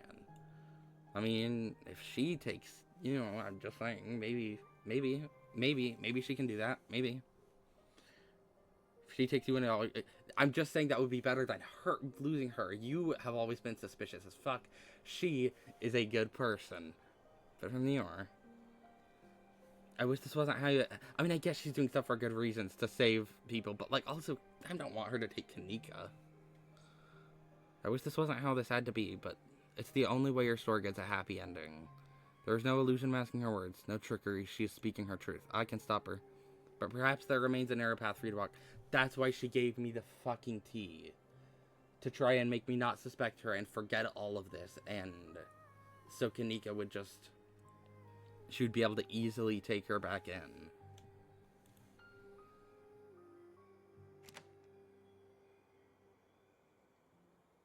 Speak the name that was carved into the cell wall. So it's her life or mine? Is that what you're saying? Sybil, this feels evil. It does. Wayne is already going to take care of me. I don't need your help. Why can't you just be direct? Why all this mystery? And what's supposed to happen to Miles after all of this? Are you just gonna abandon him or something? Do you know I was gonna wind up here? Doesn't this throw a wrench into your plans? Yeah, the green eyes. I remember specifically saying one of the daughters had green eyes like her. Oh my god, that was such a cool way to have the backstory. Because they kind of are all, like, she's treating people like puppets. Kind of. Like, she has all this power over people, and she's just like, manipulating everyone like puppets. Did you know I was going to wind up here? Doesn't this throw a wrench into your plans? Why should I trust you after everything that just happened with Julius? Let the witch finish what she started. I do wonder if part of that was a distraction, because she could see the future. She, like she said, she knew I was going to show up here. Maybe that was an attempt to divert what was going to happen with me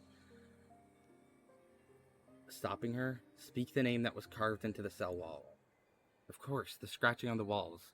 That was what it was for. Lilac, no. You don't know what you're... You don't have to know how to speak it. The thought of it brings the sound to your lips. The name forcing its way out, yearning to be free from your mind and used as the dagger it is. The dagger tears into her. Everything that is not her pours out of the delicate tapestry of her existence. The parts of her arranged so neatly scattering. Their voices filling the dream around you. Confusion as her careful order is upended. A single dangling thread comes into focus. Lilac, wait. You can't see now how this will benefit you because you don't understand the danger you're in. Your enemies have made sure you can't, not until it's too late. I don't believe a fucking word you say. I am the only one who wants to see you walk free. Yeah, sure you are. Sure you fucking are. I don't trust Sybil one bit. I understand why you wouldn't trust me. Of course I do. I've had to weave my own little lies as a part of this ridiculous game. Please know that I'm not lying now. But even if you don't believe a word I've said about your unsafety, I'll give you something else too. Something you need. As you are now, you're limited in your potential. There is so much more you could... Don't try to manipulate me. I could give that to you. Consider it a wish granted. Yeah, you fucking... Yeah, you give so many people, like, deals and wishes and stuff, and they never turn out. Well, I'm not gonna make a fucking deal with you. I only need to finish what I started. If you want me to trust you, then give me what you're promising now. Show me you can. I can gain a third trait. I'm gonna save before doing the Explorer. I want to make sure that doesn't remove any option, because I do want to pull the thread. I don't want to gain a third trait. Not if it's at the cost of Kanika dying. If you want me to trust you, then give me something you're promising. Then give me what you're promising now.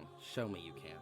I can't. Of course you can't, because it requires a strength I don't currently possess. If you want what I've offered you, you'll just have to trust me. I don't trust you. I'm doing this forever, and remember that. Pull the thread. Fuck you. You ignore her offer. You grab the thread and pull. The delicate tapestry is unwoven, the witch's careful work torn open, if only momentarily, as her daughter's hands are finally unbound enough to grab for their mother.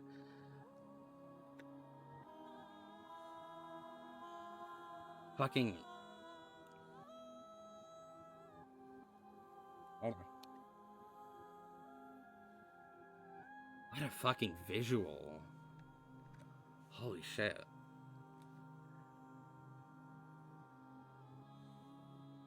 Their cries are a song, calling out as they drag her down into the depths of their mass, craving her warmth, her attention, her love, as it has been so long since she has held them. Thank God. Okay. The tapestry weaves itself shut around her. The cries grow quiet, sated. The witch is gone. Kanika catches her breath in the space once occupied by her sisters. Now she stands alone. Though she isn't really alone, not anymore, and she never will be. She wears the weave of all those generations of power. Someone has to. Okay. So she has all the power, so maybe she could still stop this. We didn't need Sybil to fucking absorb her. To keep living on for another generation. What did you do to me?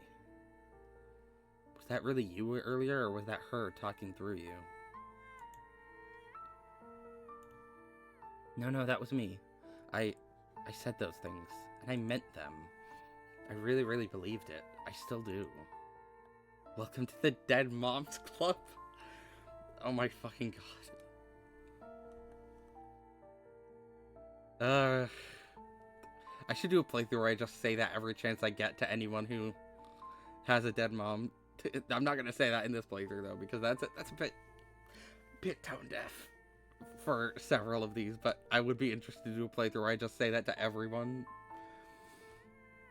I think I gave you her power. She wasn't using her power right. I know you will. I took her out of the picture. She was a problem and now she's gone. I saved you. Let her figure it out for herself.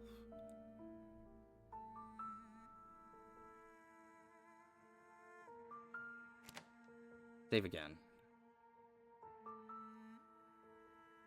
I'm thinking between I saved you or let her figure it out for herself. Or maybe she wasn't using her power right now, you will. I mean, that was the intent, really. I wasn't thinking about, like I was thinking, okay, maybe she will get Sybil's power, but I was mainly thinking, like, I don't want Kanika to be gone. I saved you. Thank you. I was just supposed to go away to go to sleep, and now... You know, she never told me anything, right? Let alone taught me how to use all this. Magic wasn't supposed to be real, and now I'm supposed to just know how to use it good enough to, what, save the whole town? Sorry, I'm just panicking. I have no idea what she was gonna do after this, and now I have to step in to try and figure it out. But how am I supposed to figure out how to save the town if I don't even know what's wrong with it? God, this is so much pressure. I never asked for this. I don't think I can handle it. But you don't know what's wrong with it. People are stuck here, so let's free them. You'll figure it out. I know you will. You don't know your own capabilities. But aren't you glad she's been taken out of the picture? You're free. That's a good thing. I needed to deal with her. This is how I did that. As long as you don't become a problem, too, this is a better outcome for everyone. We can figure this out together. That's what we've been doing all week, remember?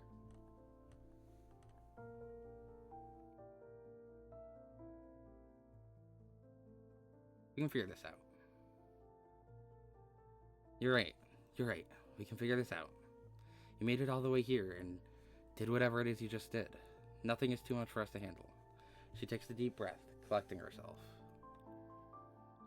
We'll just take it one step at a time. First step, figure out how to get out of here. It's weird. Everything felt slippery before. Like I couldn't hold on to anything. But now it's like I can see how it's all put together and where all the seams are. I wonder why it said finish chapter 5. I got an achievement that I finished chapter 5, but I'm clearly still in chapter 5. I wonder if that was like the achievement still triggers there because I know chapter 5 released in 2 parts. Maybe that was the end of part 1. I don't know. Hold on, I'm gonna take a drink real quick.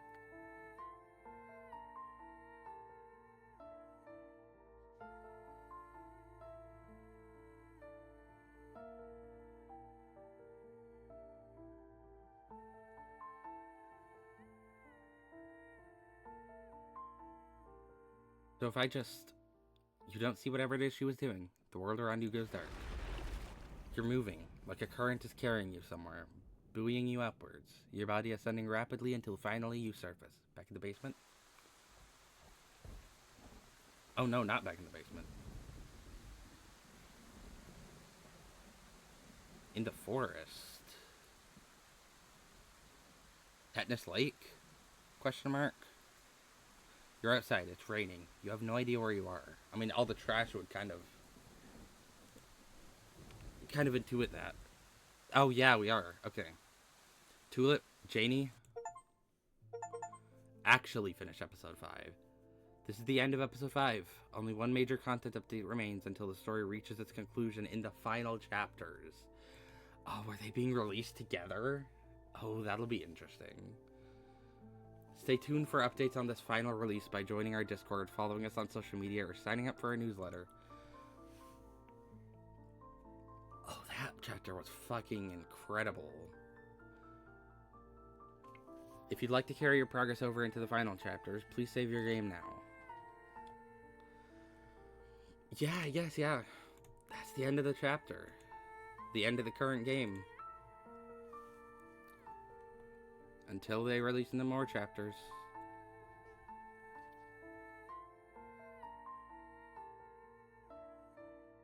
And you would just continue to. Oh, the credits, I guess, yeah. Yeah, I'll sit through the credits. It gives me a chance to talk about this chapter and this game in general. That chapter was really good. I'm just trying to think. I'm just trying to fucking process everything that just happened in there. I wonder if we're gonna end up in the jail next time. in the next chapter, or if that's kind of been dropped maybe with the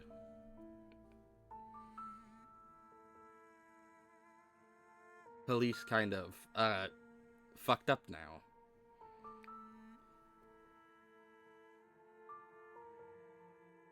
I wonder what Tabitha was talking to Stella about.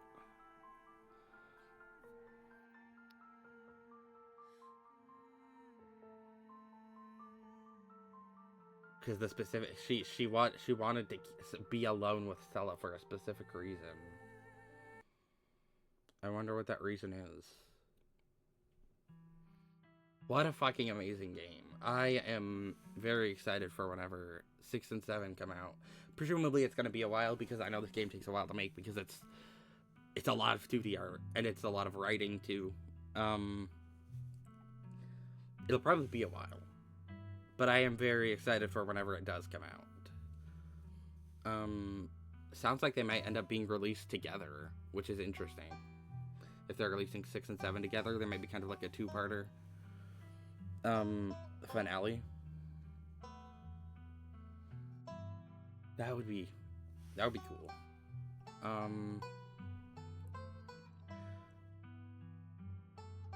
So did Janie and because Daniel was calling specifically for Tulip and Janie. I wonder if they got taken by something.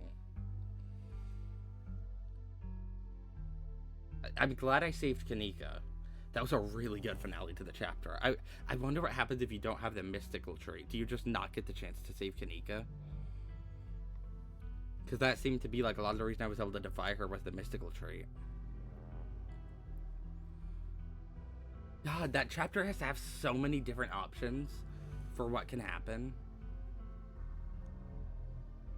I'm just trying to think, because so much of what happened in this chapter was like the climax of so many different actions we've taken in previous chapters. The police getting onto us. Maybe they would have been called by Tabitha anyways this chapter if we'd broken into Forbidden Wing.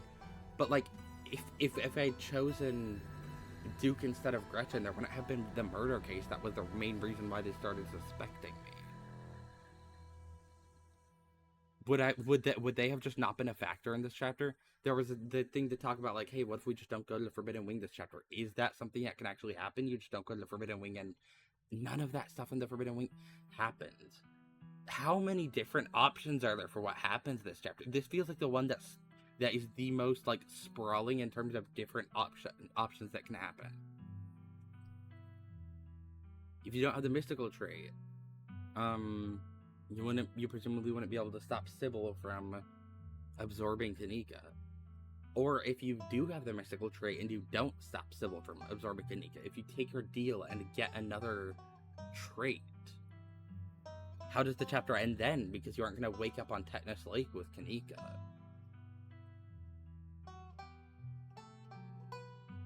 Would Tabitha still call the police on you if you have a better relationship with her built up through the game?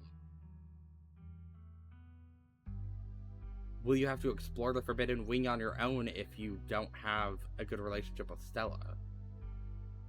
Oh my god, there's so many. I'm just thinking of all the options of different stuff that could happen.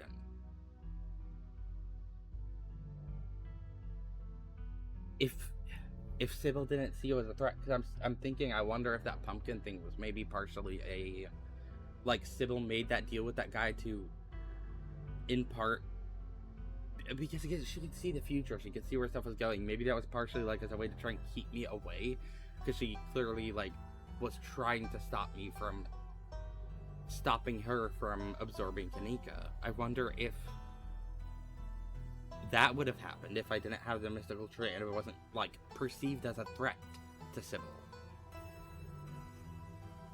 Oh my fucking god. That chapter, like, I think I like chapter 4 somewhat, maybe, but I don't know though. I like chapter 4 a lot for what happened in there. In my specific playthrough of that, at least. Like, the whole thing with Reese, finding out about that.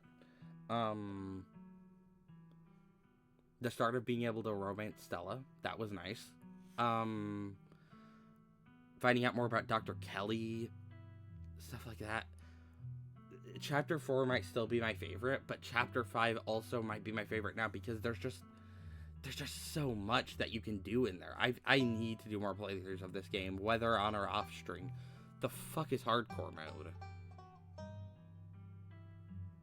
Wait, what the fuck is hardcore mode? I didn't notice that until now. Is that something you only unlock after playing through all the available chapters once? What the hell does hardcore mode do? I might have to check that out sometime. I'm trying to think of what that would even do. Do you only get one trait or something? Or maybe no traits, you're just a normal person? I don't know.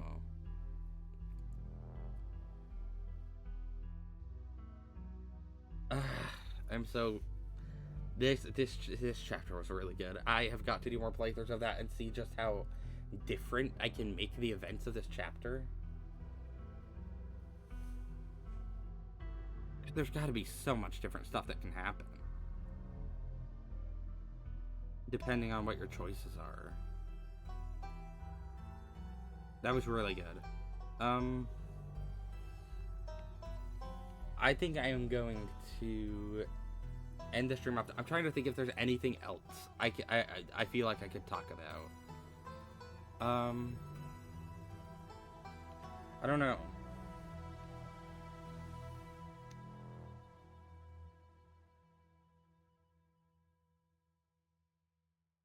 Yeah, I don't think there's really anything else like that I can talk about. I think I kind of talked about everything that I'm specifically like interested in after this chapter. I am still very interested to learn, like, did Tabitha know about what was in the Forbidden Wing? Was that something she knew about? Or did she actually not know what was in the Forbidden Wing? The whole thing with the boy in the wall, I wonder who that was. I mean, I'm still thinking it might be Wayne. It might be Wayne.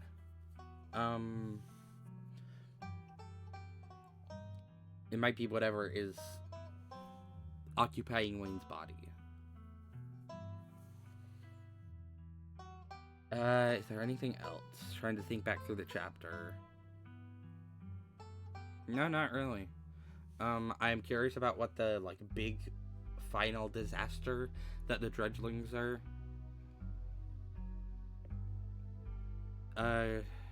therefore will be. Presumably we'll find out about that in chapter 6 or 7. It's gonna be what happens in 7 that Kanika has to presumably stop herself, because now that she has the power to do so, she can. But I wonder if we'll learn about what it is in 6. Yeah, that was really good. That was really good. I'm glad I didn't go to jail, and I'm glad that the cops are kind of fucked up now. One of them is dead, one of them might be dead, the other one is just shaken up, but you know, it's one cop left alive in town, and maybe one left alive that is severely injured. So, I might not have to go to jail anymore, because they might be focused on other things now. That's good. Because I didn't want to. I think that is about all that I have to really discuss about the game right now. I will see you all next stream. I don't know what I will be streaming next or when I'll be streaming next. Hopefully soon, if I have time. I don't really know what I'll be streaming next. Maybe I'll do more Scarlet Hollow at some point, but I also might just do different runs of Scarlet Hollow off stream. I don't know. Maybe if I do a drastically different run, I'll do more streams. But if it's just something that is like, if it's not gonna, I don't know. I know it's gonna be really different, but I might just leave that off stream. I don't know. I will decide that eventually. Anyways, thank you all for watching. It's all very appreciated. If you enjoyed this stream and want to see more streams from me, want to know when I'm next gonna stream, feel free to follow. It is not ever required, but it is always appreciated if you do decide to. If you want to get more regular updates from me and also see the art I post on there, you can follow my Blue Sky. That's linked in my Twitch if you want to. Yeah.